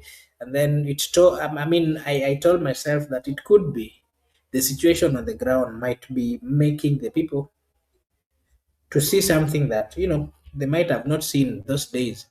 And that also tells you that the people have, there's some regret. Let me put it that way. There's some regret amongst the voters or the people, because when they see him coming, they will relate. Some of them are asking or are saying that how they wish they listened to Uhuru. Some of them are saying that how they wish Uhuru was still the president of the republic. So, these are some of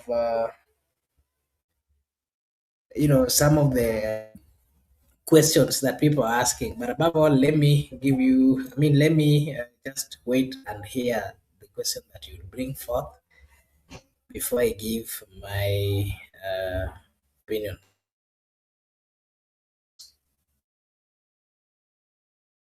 Thank you so much, Marco Bura, for that, and for the especially testimony that you watched from the lady saying that it could have not happened if Raila Odinga could have been alive. That's a question that I will ask you at a later time. But Marco Bura, when you look at it politically, you've talked about the reception of Uhuru Muigai Kenyatta. Uhuru Kenyatta has usually this soft spot that whenever he goes, the connection between him and the people, it's usually natural. It is usually natural wherever he goes. I've never seen him anywhere going to a place then people do not kind of like cheer, and you see the happiness in the people faces. I don't know this soft spot that he has for people. Especially for Uhuru Muigai Kenyatta. It happens not even in Kirinyaga, everywhere he has gone, especially you would see any gathering, you will see that Uhuru Kenyatta is just loved. It's a natural love that people have towards him. But now we are looking at this today at this funeral. There are quite a number of observations that we made, Marco Bura. From the government side, we did not see somebody from the government side. When you look at the entire service, it was calm, very peaceful, and very respectful. And today, he was accorded the best send-off. And also, we saw quite a number of united opposition leaders were present. And what the conversation is going around is about Rigathi Gachagua and Uhuru Muigai Kenyatta, from the body language and everything that happened. And this is the first time that Rigathi Gachagua maybe was shaking hands with Uhuru Kenyatta ever since Uhuru Kenyatta left office. And Rigathi Gachagua, during when he was exiting, on the insult that Rigathi Gachagua said.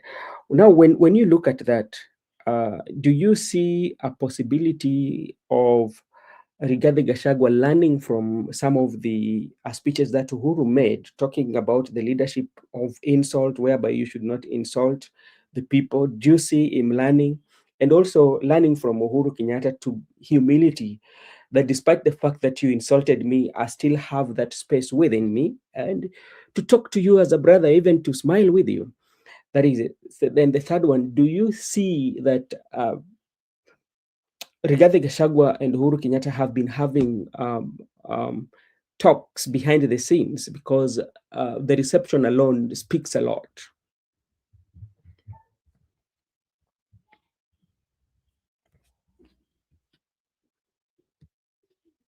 Okay, thank you.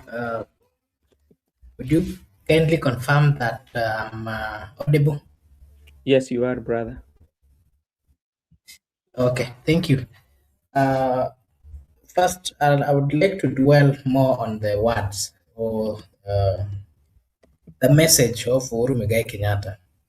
And more of what he said is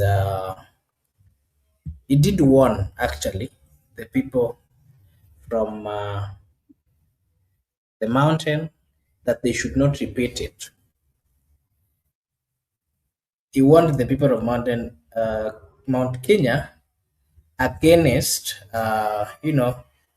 against re-electing President Ruto. And of course, this is this is something that he is not actually doing for the first time. He did it last time, and this time around, whenever he's speaking out, of course, he's repeating the same thing. The question that is then coming is, what is it that is going on? And I can clearly say that it is already a plan that has been made between, let me say, the opposition. They have decided that they're going to work together, and Uhuru Muigai Kenyatta is part of this team. That is what I can say. If we dwell more on his remarks, I can say that the game here is clear, and that there is unity between Rigathi Gachagua, there is unity between Kalonzo, there is unity between Martha, and of course there is unity between Orengo and the opposition team. This is a serious headache to the current president and the UDA together with their new team. And I can say that it is not going to be easy for the Mountaineers, for the president to receive a good support in the mountain region. And there's again possibility of Uhuru Muigai Kenyatta, should he decide that he's going to get into the field to speak about these issues, then there's a possibility that he will get a huge support. And being that he had made these remarks before, I'm seeing a huge possibility of him getting, convincing the people of Mountain, and not just the people of Mountain, all those people who are not happy with the president, the current president, and how things are being run. I can clearly say that it is not going to be easy. If they decide to move as they are currently moving, then the president has to get back to the drawing board and see whether he's going to manage, because the Uhuru side or the signals that we are seeing here are, the signals are clear. And again, I can say that the battle has been drawn. It is, of course, between the current regime and the opposition. The opposition, of course, is led by quite a number of people who still have influence, depending on the language they will use to convince the people of Mountain. A combination of Rigathi, a combination of Uhuru, combination of Martha, and all those other people within the mountain can do a huge harm to the current president politically. And I think that would be my take on that particular statement. Msimamo, unataka kuongeza ama kuongeza something on it?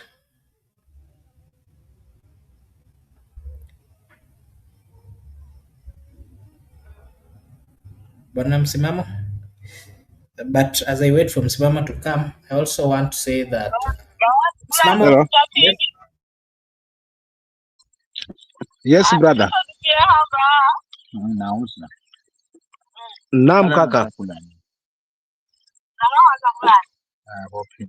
Mark, Yes, proceed Msimamo. kuna swali umeniuliza kweli hapo? Yes, nimekuuliza. What do you want to add on the statement that I've made based on my thinking about the formation of the opposition and what they are working towards? The information. the combination, the current combination that we are seeing, the president, the former president, Rigathi, and the opposition leaders. What is your take on that unity, and how is it going to? How are they going to achieve it politically? Uh, uh, uh, you know, hawa watu wamejipanga, that's it, eh?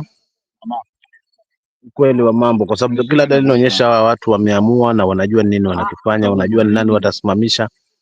Kwa hivyo hapa ni wanachezesha mtu tu ili waone kwamba hawa hana mpango, hawa hana kajenda, hawa kama tulivyosikia sio mikutano ile ya Julia upande ule wa pili, lakini wale viongozi walikuwa upande huo na Murkomen na nini.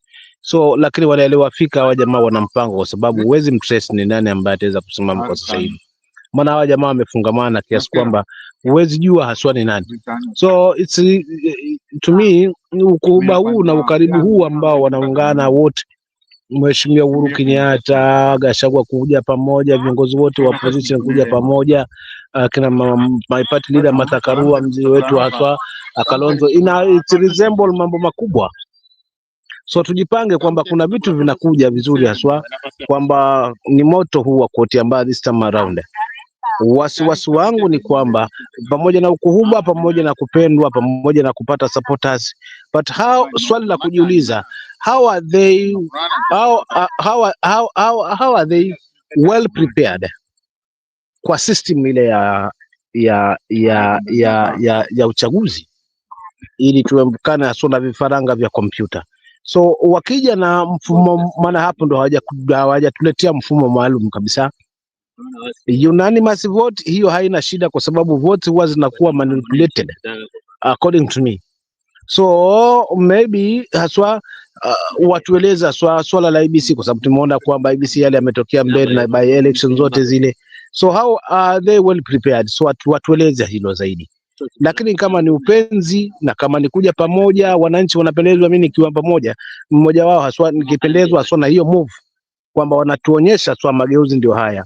Lakini mimi kwangu haijatosha mpaka pale watatuambia uhakika wa kura zetu pale debeni.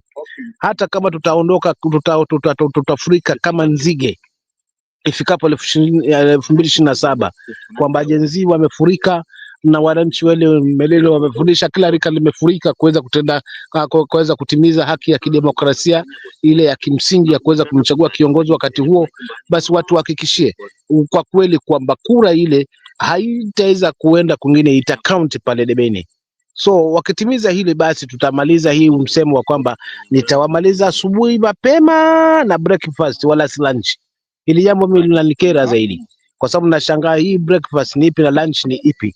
So wajipange zaidi, kwa sababu katika hiyo lunch na breakfast inaonekana kwa inaonyesha wazi kwamba watu wamejipanga zaidi upande ule, na kwa kweli itatamausha kama tutaweza kwamba 2027 tunaishia tena mahakamani kama tunavyoshuhudia wakati chaguzi zile zingine. So kwa kweli hilo ndilo kubwa, lakini kwa kuja pamoja kunaashiria ule mmoja wao, na pia vile vile haswa kunaonyesha kwamba hakika hawa mabwana wametaka haswa mabadiliko kwa kweli, na wako tayari kwa mabadiliko. Lingine kama nilivyotangulia kusema kwamba time limit tunaita ile hiyo proposal imekuja na my party leader Martha Karua kwamba just 5 terms, yani not 5 terms but yani 5 years, yani one term ile ya miaka 5 inatosha kutathmini kiongozi kwamba anafaa kurudi ama hafai kurudi, na kama hajafanya ambalo ni la tija, basi kusiwe na mvutano watu wanapelekana huku na kule, kuna kawaida watu lazima wakaa hapa miaka 10, hakuna hizi historia zote hazina tija. Miaka 5 inatosha mwananchi kuweza kutathmini kiongozi wake kwa kweli, na ana nafasi ya kurudi kama atakuwa ametenda haswa yaliyo na tija.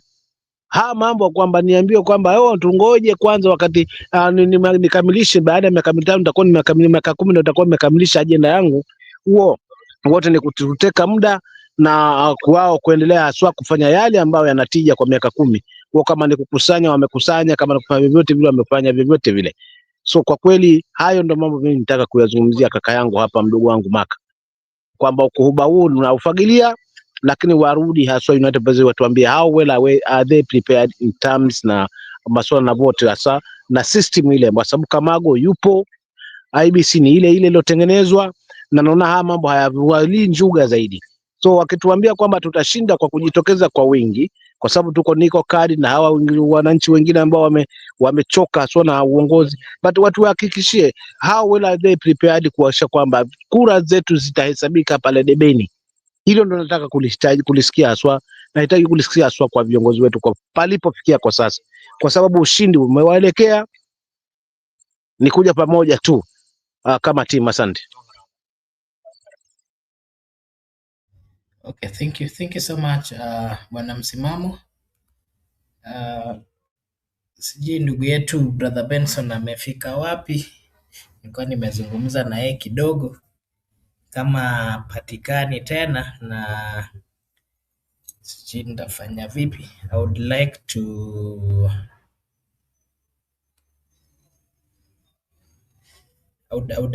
to end at this point. I'm having a small emergency and I thought Brother Ben was around. I don't know whether he's still around to just pick kidogo. Yeah, but meanwhile, let me just give my closing remarks on this association.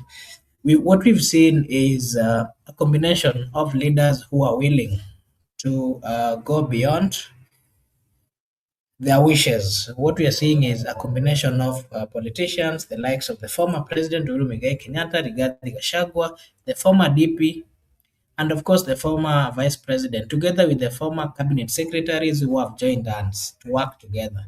Their main goal, of course, according to them, is to bring good leadership. And bringing a good leadership, according to them, would mean that it's sending Kasongo home. Of course, they've highlighted quite a number of reasons, but as well, the question that people are asking is how they're going to achieve this. Because, of course, it is not easy removing a sitting president, and especially in Africa. We've known how bad, how ruthless sometimes politicians get when they feel that they're being removed from these positions. So ours, of course, is to just wait and see how things are going to turn out. And the Kenyan politics is changing, and it's changing. Brother Ben, if you are there, kindly, I don't know if you can just hold kidogo. I pick something. Yeah. Okay, thank you. I don't know if you will hold on kidogo. I pick something and just given. I think you did not see my communication. All right, no but I problem. wanted to say that. I wanted to say that this combination of what we are seeing currently would mean it's going to unfold differently based on the views of each political class. The president has to get back to the drawing board and decide on how he's going to get back to the Mount Kenya and possibly convince them otherwise. Because what we are currently seeing is a lot of resistance that is being caused by the former DP that was removed from office, together with some cabinet secretaries and political class from that particular area. So it is not going to be easy for him to have a soft landing point in the coming general election, that is 2027. So what I can say is that there's much that is still going to unfold. We are always available to give our views based on the happenings that we will be witnessing on a daily basis. Okay, so thank you so much, Mr. Makobura, for your time, and I hope you will be making it sooner, solving the issue. But Bro Benson, one term is a real anaconda hana kwa yani Wakenya nyinyi mko na majina ambapo zingine hata mimi nashindwa hata kuisoma. Kaka, habari gani?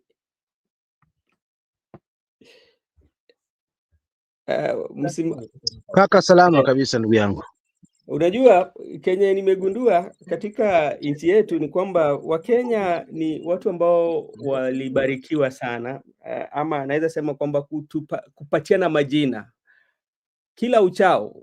Wakenya watakupatia majina, kwa sababu hata tukiangalia katika historia ya Kenya, mi nadhani kwamba Rais William Ruto ni mtu ambaye amepatiwa majina mengi hapa kwa siasa, kutokea Kasongo, imekuja tena gani,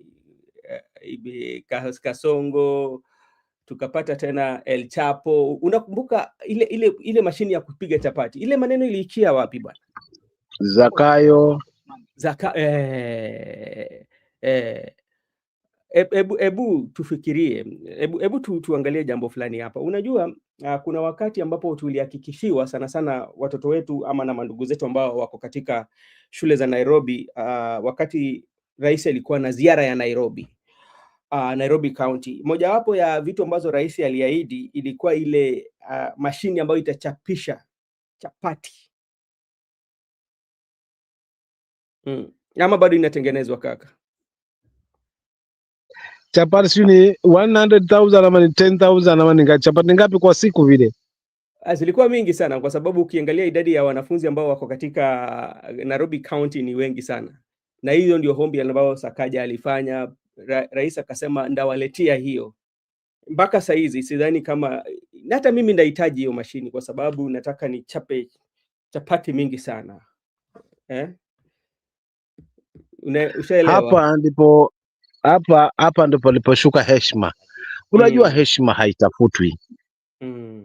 Heshima hujileta kutokana na matendo yako. Lakini ukija ukiona unalazimisha heshima, basi wewe una mapungufu ya heshima. Na heshima ni uaminifu, kutimiza. So unaposhindwa na kutimiza jambo ambalo hata bibi yako muahidi, mke wangu kesho mimi nakuletea gauni nzuri, anatia matumaini kwamba kesho nitapata gauni nzuri. Ukija unakuja na lugha atakuelewa. Kesho kuto unamwahidi wacha gauni, nitalibandika na bagi, nitalibandika na viatu mke wangu, na ni siku ya 4. Lile la jana la gauni tu limekushinda tena, alafu unaongeza na viatu na bagi juu, alafu na simu, alafu usitimilize, basi ninakushusha thamani haswa hata kwa mke wako mwenyewe kwamba huyu ndivyo alivyo. Unajua sasa ikiingia hiyo huyu ndivyo alivyo, heshima inatoka, inashuka wazima. So unakuta utofauti wa viongozi waliopita. Kweli kulikuwa na mapungufu mazima, ukabidi ulikuwepo, mambo yalikuwepo, lakini heshima hii ambayo ilishushwa haswa kwa kiongozi, na hakuna hata siku moja kuna kiongozi alijipata amewekwa kwa sanduku haswa na vijana, ni because umekosea vijana heshima kwa kuweza kudanganya mazima. Mfano, tutatenga budget ama nimekuja na milioni hizi, ile hali watu Kenya wanajua kwamba bajeti yetu ni shilingi ngapi ambayo imetengwa kwa hiyo mwaka ambao ni financial year. And then wanauliza sana hizi pesa zingine zitakuwa zinatumika na kuna zinatokea wapi? Alafu kibaya zaidi kuweza kuwatumia haswa wananchi, haswa kuwakamua. Unajua Nyerere alizungumza, mzee wetu Nyerere, rais wa Tanzania, kwamba usiwahi haswa kuweza kuwafanya wananchi wako kuwafanya biashara wananchi wako. Hili kwa sababu litakushusha mazima. So kwa kweli heshima haitafutwi, heshima hujileta, na heshima hutegemea na matendo yako. Kwa kama kwa miaka 3 angeimplement hii chapati kweli Nairobi ikaonekana, basi hata Kwale huko tungazima kwamba jamani tuleteni hii chapati, mashina ya chapati. Lao ya gesi la shilingi 500-300 lingetimilika, basi tungeshukuru. Na kubwa zaidi hatua mtandao huu haswa bundles zile, kwamba hakika tutaweza kuwa na bundles za kutosha, yani bado tutakuwa si mambo na kubangaiza. Basi kuna msimamo tungekuwa sasa hivi ndio wa kwanza kuweza kuimba kwamba tuko kwa tutam. Lakini sasa hakuna hata moja lilotimilika pamoja na hili la chapati kaka. Kwa hiyo huku ndo unakuta kwamba heshima imepungua haswa, ndo unakuta kejeli, majina alizuka na nini na matendo sasa. Maana uwezi amuru haswa vijana wale ambao sasa hivi unasema unawajali, nenda wakati ule uliwaamuria haswa mambo ambayo hayana tija. Lakini licha kwamba walijitokeza kufanya yanayofaa, wewe uliamua kabisa kukata ndoto ile, lakini sasa hivi unawaambia tutawa compensate. Unajua tumeongea hapo mambo ya kucompensate sana sana, lakini kuna jambo moja ambao sisi tunasahau kulitaja ama kutafuta haki. Kwa sababu tuseme kwamba jambo limetokea. Jambo haiwezi tokea, lazima kuna jambo lilitokea, lakini kuna mtu ambaye alifadhili ama si kufadhili, ama mtu ambaye alifanya kitendo kama hicho, ndio jambo hiyo katokea. Sasa ule mtu ambaye alifanya jambo hilo, utasema tu tuwalipe tu, lakini yeye hakuna adhabu ambayo anapata. Unaona kama hiyo itatutengenezea mazingira mazuri katika jamii yetu ama katika nchi yetu, ama mtu atakuwa anafanya makosa ndo kule kumfanya mwananchi ni mbumbumbu, yani unampaka mafuta na mgongo wa chupa. Kwa sababu haiwezekani kwamba wenye walifanya vile hatujashuhudia wapi wameweza kuhojiwa na wapi haswa vyombo vya sheria vinaweza kutumika. Ni ile kwamba tunaishia kwamba uchunguzi unafanyika, kesi ziko mahakamani, haziamuliwi kwa haraka, hazina tija, na kama zitaamuliwa basi zitaamuliwa kwa niaba ya kisiasa. So kwa kweli ni jambo la kutamausha kwamba unaweza kulipa fidia, na fidia ile wale ambao wameathiriwa wamepoteza uhai, watu wao wameweza kupoteza uhai, wale waliofanya haswa watu wale wapoteze uhai wapo bado wanarandaranda, licha kwamba kamera zilikuwepo, mambo yalikuwepo, yaliyofanyika wanajulikana, na watu wako kimya, wanakimbilia kwa compensation. Na ndio maana alikuwa anapingana sana na watu wa broad based government kipindi hicho kwamba mnaona sasa tumetenga bilioni hizi ambazo zitakuwa ni za kuweza kuwa compensate wale vijana ambao hii yote ni kuweza kuwaleta tuna box, then mtu unamwambia nyamaza, lakini vile vile unaambia hata sitaki kuliweka hilo kwa sababu litaonekana kama tusi, ila tu huwezi kumdanganya mtu kiasi hicho kwamba unamcompensate wakati ule ule haki yake ambayo anaihitaji kujua, haswa hao waliofanya na mambo kama haya wamefanywa nini. Hakuna, huo ni uongo.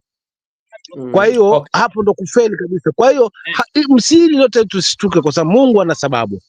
Kumbuka watu hii rijimu lijikaanga pale waliposema kwamba si uchawi bali ni maombi, kama tunakumbuka hiyo kauli. Si uchawi bali ni maombi. Lakini vile vile kata kuangalia siasa ya 2022 ilibezi zaidi katika misingi ya dini, kiasi kwamba watu waliamini kwamba hapa kuna uungu ndani. Unaona? Lakini sasa Mungu naye si dhalimu. Si dhalimu. Huwezi litaja tu jina lake tu hivi hivi, yani usijianike. Sasa mdomo ule uliosema kwamba niletwa hapa kwa sababu ni Mungu, ndo sasa tofauti kwamba sasa inaonyesha kwamba Mungu ana fungu lake na mwanadamu ana fungu lake. Ndio maana unakuta wanaposhika pana, kila wanapotapatapa kupapapasa, basi hapana teleza. Walijaribu kuleta ODM, at least walete wafuasi wote aswa pamoja, the whole country, imeshindikana.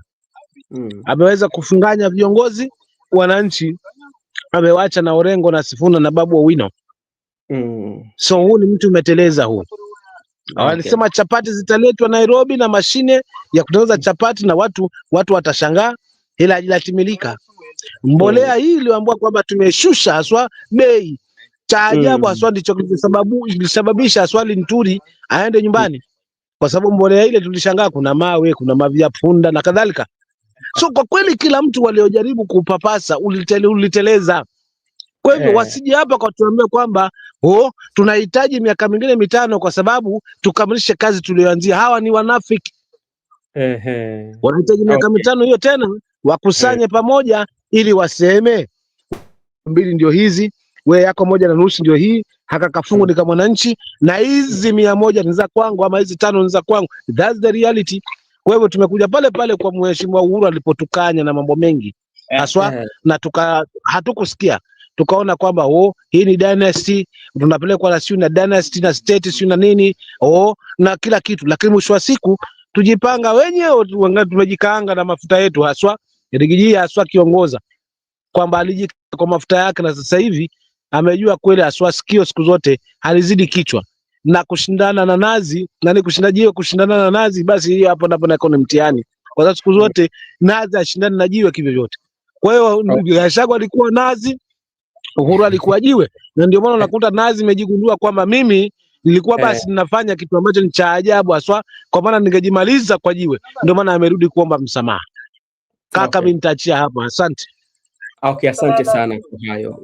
Pia kuna habari pia tunataka hapa tujadili sana kuhusiana na, turudi kwa kaunti kidogo. tunajua vizuri kwamba county kuna wale watu ambao wanafanya supply of materials to the county. But kuna jambo hili la Sami Kioko ambapo imekuwa katika mtandao kwa muda mrefu kwamba kuna jambo alifanya pale Machakos County, akazawadiwa, akaipiga kandarasi, sasa malipo. Na leo tunazungumza, kijana huyo yuko katika hospitali kwa sababu kwa sababu kwamba alishikwa na akapigwa kwa mujibu wa mtandao. Sasa jambo ambalo mimi nauliza ni kwamba kama kwa kweli kuna jambo ambalo alipatiwa kazi akafanya jinsi ambao anafaa afanye. Sasa ikikuja hapa kwa malipo, unaona kwamba inakuwa ni taswishi. Na hatujui kweli. Wavinya pia anasema kwamba all the registered, like he's not among the registered suppliers. And you know, this is a young man who was trying to build up his future, who was trying just to do the, you know. And if you look at the Daily Nation, the lavish, ukiona ile pesa ambao magavana wanaweka kwa maofisi zao ni mabilioni, utapata kwamba vijana watasaidika haje kiajira. Kama mtu amepata mbinu ya kujiandikisha yeye mwenyewe na kufanya kazi na county, unapata kwamba alipwe, inakuja mpaka inakuwa ni inafika mahali ambapo labda inafika pale imefikia, vijana watafanya. Jambo ya pili, ukweli iko wapi? Kwa sababu Sami anasema kwamba na dadake kwamba they supplied the materials, but on the other side the county are denying that. So where is the truth, and how can we know the truth? And what is Kalonzo Musyoka saying? Because that is his county, and she's saying that he's fighting for the people of Kenya. We cannot only concentrate on President William Ruto and say how President William Ruto has done all this, is doing, but like these governors who are not supporting the young people. What can we say about that? Kaka. Yes. Kaka. Yes, nakusikiza. Ya Ngoso yapewe Ngoso, ya Kaisari yapewe Kaisari. Yeah. Sasa huyu Kaisari wa nini? Wa Machakos watuambie ukweli. Na si wa Machakos tu. Yeah. Haya mambo naweza nikasema governors wote walikuwa wameingia hapa katika huu msimu, na si makosa yao. Kwa sababu maji siku zote hufuata mkondo. Light kama serikali hii ingetelelea manane sheria na katiba, hata gavana angekuwa na uoga kuweza kufanya mambo kama haya. So tusilaumu kwamba hayo kuna viongozi, hata akipiga kelele Kalonzo akisema wao kuna hivi na hivi na hivi, mwisho wa siku yeye hayuko kwenye power. Ni kiongozi kweli tajika, lakini sasa ni kupiga tu ile kelele kama anavyopiga mheshimiwa Gachagua hapa, lakini mwisho wa siku hana kichunguzi zaidi ya kwamba ana expose tu. Kwa labda apige kelele huu, lakini mwisho wa siku mwenye kuozesha huyu mnyama ni mwenye mtambo, mwenye mtego ule aliotega. Mnyama ameshikwa na haendi hasa kuangalia tena, huyu ndio mwenye kulaumika. Kwa hivyo ya Kaisari apewe Kaisari, na Ngoso apewe Kaisari, ndio Wavinya abebane na msalaba wake. Aeleze kwa nini haya yamekuwa, kwa nini kuna hayo mambo yanaendelea. Yeye ndio ambaye anafaa, kwa sababu she's the head of that county. In fact, she's the president of Machakos county. Yeye ndio kusema. So atueleze, na kama ni kama ameshindwa kueleza, basi vyombo husika basi vingefaa kuuliza vile vinafuatilia haswa na masuala kama haya, ya masuala kama ya hela. Na wana vyombo hivyo vipo na tunavilipa mishahara kutokana na ushuru wetu, ili visimamia haswa mambo ambayo yanafanyika, haswa ufujaji wa hela, lakini vile vile haswa mambo kama haya ambayo yanafanyika kinyume na sheria. Sasa vyombo vipo, lakini sasa kama system ni mbaya na alio pale kwenye hiyo system ni mtu wangu na ni mtu kwa sababu tumemweka, na hii taifa letu tumeambiwa kwamba heshimu mtu mwenye amekupa kazi, hufai kugombana na mtu ambaye amekupa kazi. Haya ni mambo si yangu, yalizungumzwa juzi na SG wa UDA akimponda haswa huyu Sifuna, kwamba yeye alileta utovu wa nidhamu na hakupeana heshima wale ambao wameweza kumpa hiyo kazi. So kupewa kazi na mtu sikumaanisha kwamba usifanye ambayo anatija ati ufiche kwa sababu nitaikosa hii kazi kwa sababu kuna mtu ambaye amenipa kazi atanijaji. Hiyo si katiba, hiyo si sheria. So kwa kweli hakuna haja hapa kumuingiza Kalonzo. Mimi sioni haja kwamba tumuingize Kalonzo. Wavinya ana haki ya kujibu, lakini kama hakuna haki ya kujibu, kuna vyombo ambavyo tumeviteua na tunavilipa mshahara kwa ajili ya hii kazi hii ya mambo kama haya. Viko wapi? Tatizo liko wapi? So tukufungama na hivyo na wazi tutarudi pale pale kwamba maji yanafuata mkondo. Kwa hiyo serikali nzima hii ambayo ndio serikali kuu ingetilia maanani, basi hatungesikia hata kuna mtu ambaye ameweza kufuja hata shilingi ya Mkenya. Lakini je, kama umeanza wewe baba mtu, je mtoto itakuwaje? Asante.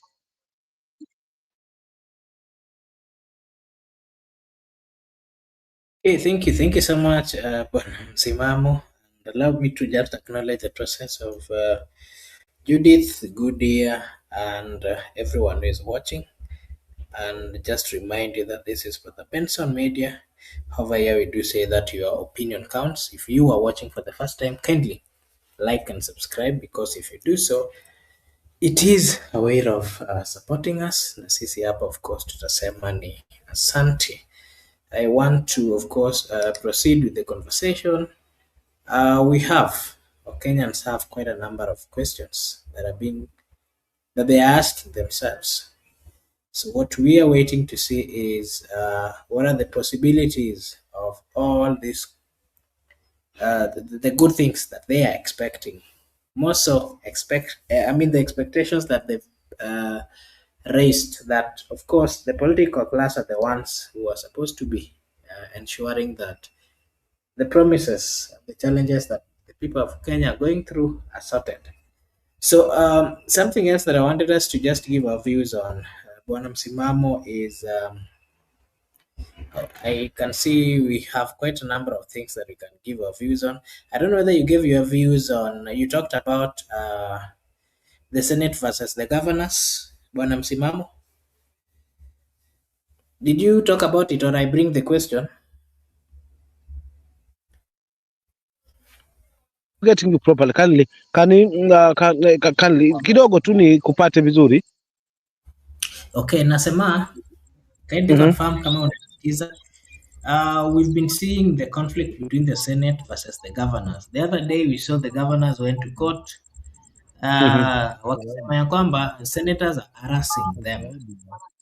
And so the issue of course is the division of revenue bill, which of course has stalled in the Senate.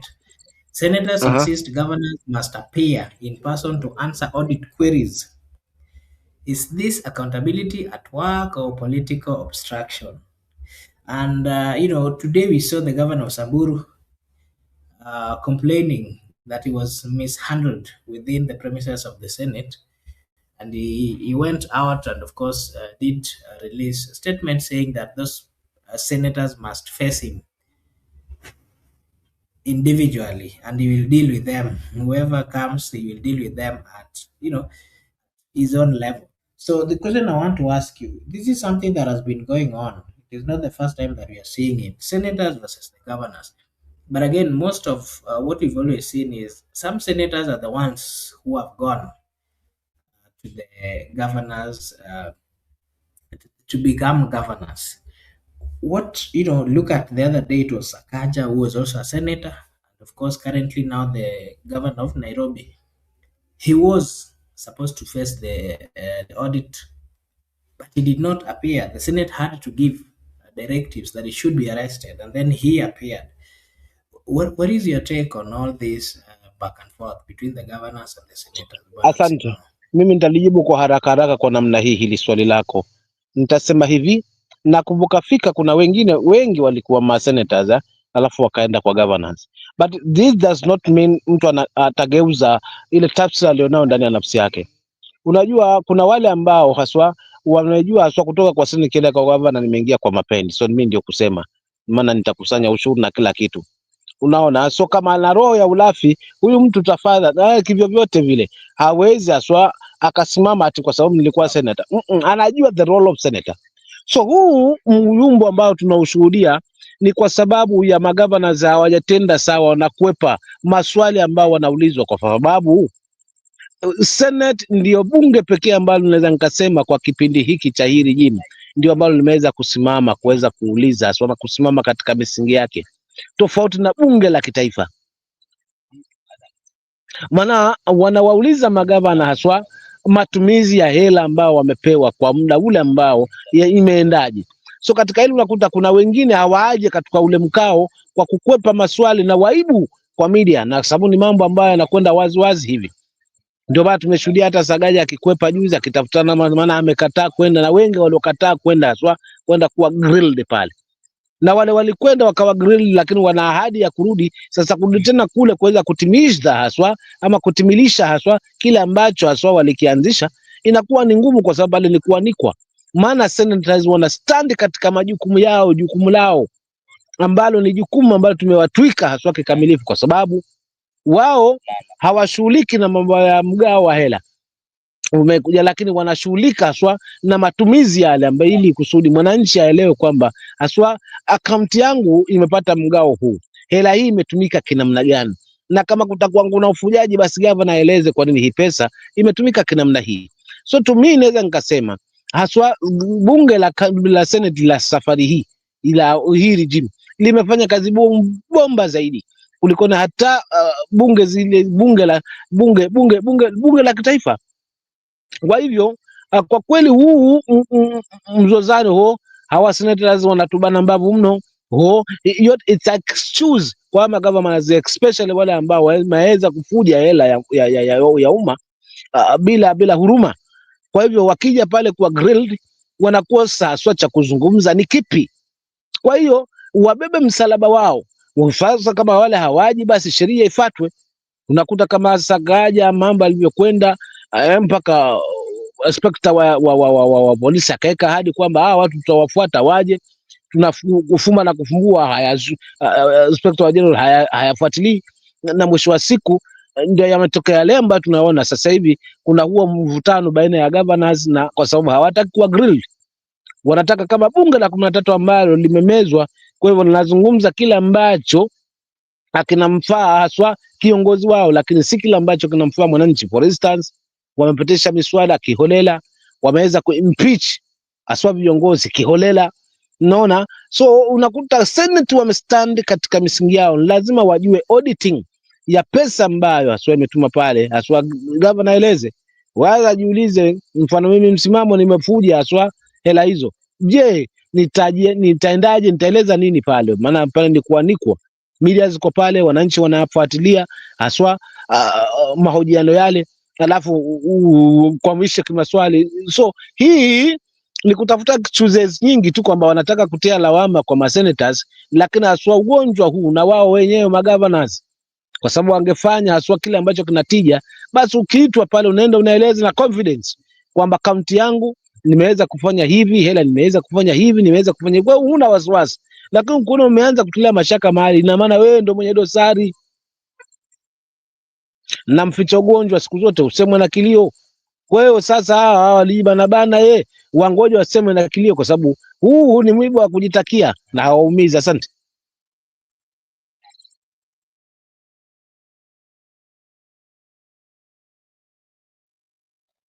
Thank you so much, Bwana Msimamo. And maybe to just ask, in your own way, I don't know whether you've answered this. Should governors be compelled to appear before the Senate? And why do you think there's this serious back and forth where it is even getting to a point where people are fighting? I don't know whether you saw what was happening today between the governor of Samburu and the senators. What is wrong? You know, part of accountability dictates that you have to give, a clarification on how the money of the people has been used. Why is it that the governors are feeling like, they're not supposed to be giving that information, or they're not supposed to be appearing before the Senate? We've had instances, quite a number of retired governors. Their assets have always been frozen. Some of them have had serious issues with how they acquired wealth. And again, there has been so many accusations that most of them looted the money that is supposed to be used in the development, or money that is meant for the people. Could this be the reason why they are this fearful, to an extent that they don't want to be grilled or to be asked, or what exactly is happening? Why this fear if it is accountability? Why this fear if it is the money of the people? Money, of course, that is gotten from the taxes of the people. Why the fight? Why this consistency in people moving here and there without clarification? What is happening in Kenya, and what is happening amongst the political class, the leadership of the Republic of Kenya? Bwana Msimamo. And maybe before you come in, look at the other thing that was happening with Sami Kioko. This guy, comedian. Today I was actually in Machakos, and there were, people demonstrating here and there because of that particular issue.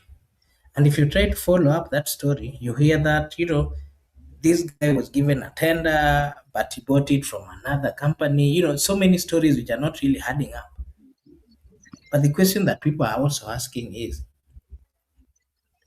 even if he was given a tender from someone else, why not pay them? Pay him through the people who gave him the contract. Why is it that people are being taken round and round, and these are people who offered their services? What exactly is happening, Bwana Msimamo? Kaka, hata sijui nitaliwekaje kaka yangu, kwa sababu ili siasa yetu kwa kweli, siasa katika taifa letu limewekwa ngazi ya kujipatia mapato, si huduma.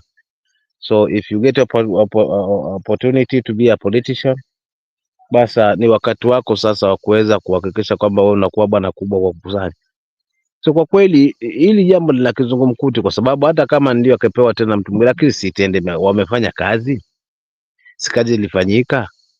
Basi kama imefanyika, mbona msimpe cha kwake? Kwa hiyo kama sivyo, basi kuna kama ni hivyo, basi kuna mambo ambayo haswa uongozi huo wa county ya government ukaongozwa na gavana mwenyewe wana mashaka, kwa sababu siku zote mtu anayejishuku ni mwenye kidonda. Ukisema jamani, hapa kuna tunuka harufu ya kidonda, basi hafla utakuta mwenye kidonda ameshajishtuka mapema, na huenda hata mkono ukajisahau ukakuta amegusa hapo mahali angalau, unaona. Na so mwenye kujishuku siku ni mwenye kidonda. So hawa hata watafute kitu zingine. Kama tenda ilifanyika, mbona asipewe cha kwake? Na kama ni tenda ilifanyika kwa niaba ya hiyo county. Kwa hiyo kama ilifanywa na kazi ikifanywa, mwisho ni malipo. Mbona malipo yanaganda? Ni because ni kutafuta excuse, lakini already hiyo tenda kuna watu ambao washameza hizo, washatia kibindoni. So ni kutafuta tu kila sababu ya huku na kule, kwa sababu wengi wanaamini ukiwa kwa siasa ni wakati pekee, ndio fursa pekee sasa ya kuweza kupata nafasi ya kuweza kujilimbikizia mali. Ndio unakuta uongozi umekuwa duchu, umekuwa finyu, na wale wanabahatika kwa uongozi na wamefanya hayo, inakuwa pia ngumu kuweza kutoka, licha ya katiba kuwapa nafasi hiyo ya kuweza kuondoka, unaona. Lakini wanaganda pale kusudi, kwa sababu ya kuficha haya. Ndio nakuta aswa inakuwa ngumu aswa ya hawa viongozi ambao wamefanya namna hii kuweza kurukana. Ndio nakuta wanakuja kwa pamoja haraka sana, kama kimeumana, ili kuweza kuona kwamba watajiwezaje haswa akujinusuru katika hili.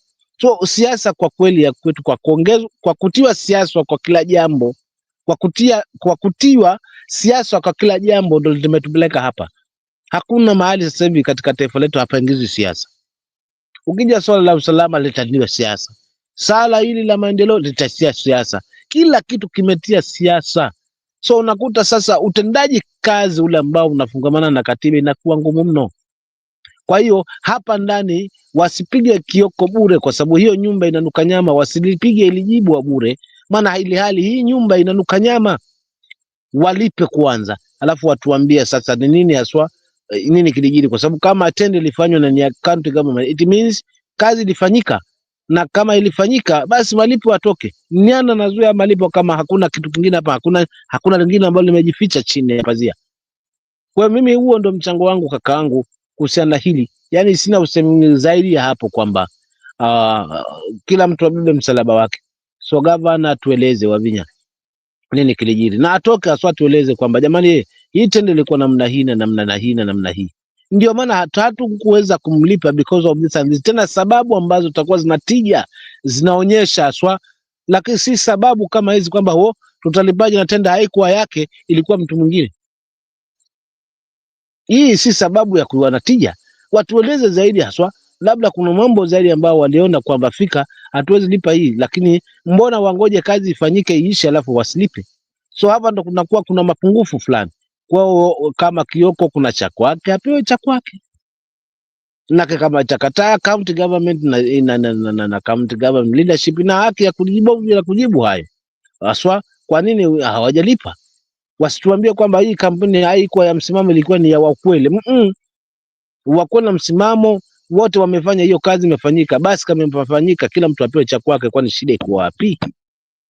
Mimi nitaachia hapo, asante. Na pia niage haswa ndugu zangu ambao tumekuwa nao, kwa sababu naelekea kwamba simu yangu inaelekea kuwa na iko 2%, so nitabidi niage haswa kwa hivyo, na nishukuru haswa wale wote ambao wameweza kunisikiza mimi kama msimamo, lakini vile vile kesho ni siku, ni Mungu akijali, Rose kwa hapi nitakuwa papa hapa kuliendeleza. Kwa shukrani kubwa kule upande wa comment section, Judith plus good traffic nani ndugu yangu ambao ni Gudia kwa kazi nzuri upande huo, lakini vile vile pende kushukuru wewe Mark na ndugu zangu ambao wameweza kunitangulia hapa, maana sina budi ila kuaga haswa, maana chaja haiwezi niruhusu na sijashinda hapa kwa kweli, nilikuwa safari kiasi. Asante.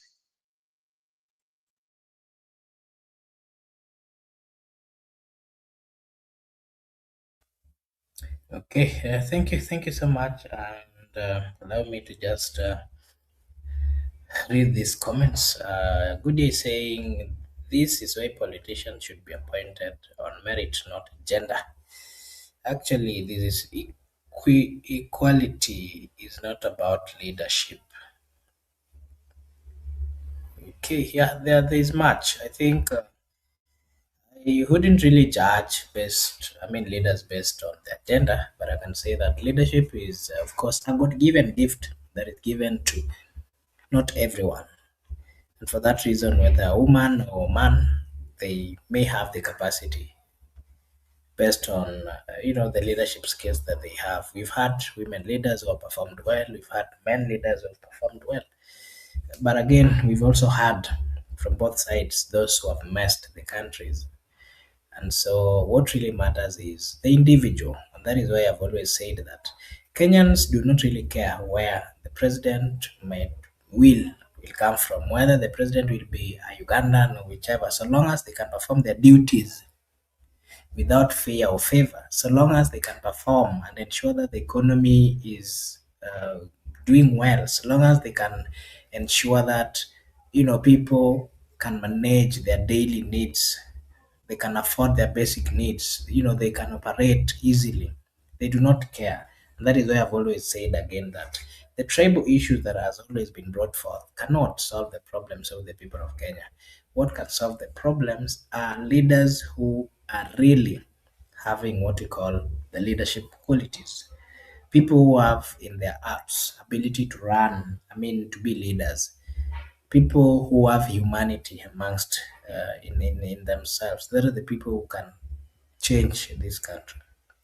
And so the issues that we've always seen, like tribe does not, gender does not, and Kenyans have, of course, an opportunity to decide who they want as their leaders. We've had leaders who have messed these countries. We've had leaders who have lied to the people of Kenya. We've had leaders who have messed the people of Kenya. We've had leaders who have looted. We've had leaders who have killed citizens.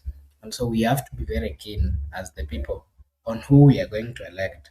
Let us make a decision of electing people who are going to solve the challenges or the problems of this country. Let us stop this issue of viewing leadership or people in a tribal way or a gender or those kind of things. It is so sad that Kenyans are waking up every day, working so hard to try put food on the table, but the bad decisions that are made by certain leaders are making them unable to, fulfill their dreams. And that is why we are here to remind the people of Kenya that we are headed towards 2027. Let us make a decision that is going to solve, a decision that is going to ensure that we get to the right place. Let us not look at the tribe, region, gender. Those will not solve our problems. That would be my take, and I think I would just finish at this point now that a good friend Simamo has dropped. I want to take this opportunity to appreciate and to say a big thank you to everyone who joined us today. We really appreciate. Thank you for taking time to be with us.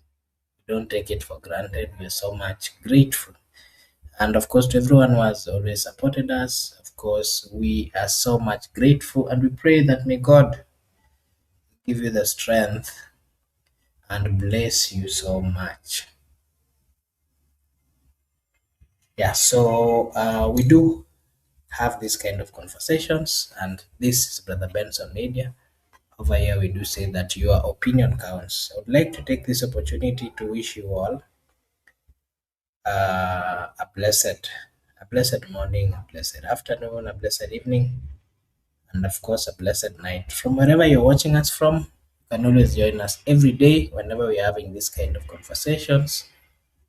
And again, if you want to give your views, we do share the link. You can always click the link and possibly join and give us your take. You can always again engage us at the comment section. Just give us your view, and of course, we will as well appreciate. So I would like to just end at this particular point. And once again, to say a big thank you to everyone who has always been here with us. Because of you, we've reached where we are today.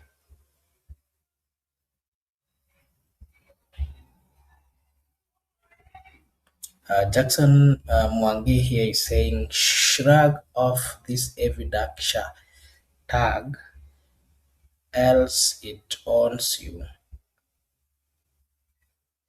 Okay. Yeah, I think the issue of Shaa, people have complained. Majority of people have complained about it because it is not really clear. I remember the former deputy Rigathi Gachagua saying that he has information that in the next 6 months, this Shaa thing would have been, this government would have done away with it. But I saw the president as well coming out to give his view, saying that unless wameambiwa kwa waganga. But I hope, the issue of Shaa is a very critical thing because it touches on the health of the people of Kenya. So let the political class not joke, but let them make serious decisions, because issues to do with health, we've had Kenyans suffer. Kenyans are doing their level best, paying their taxes, waking up every day. They deserve a better treatment, they deserve a better health insurance. For that reason, it is upon the political class to ensure that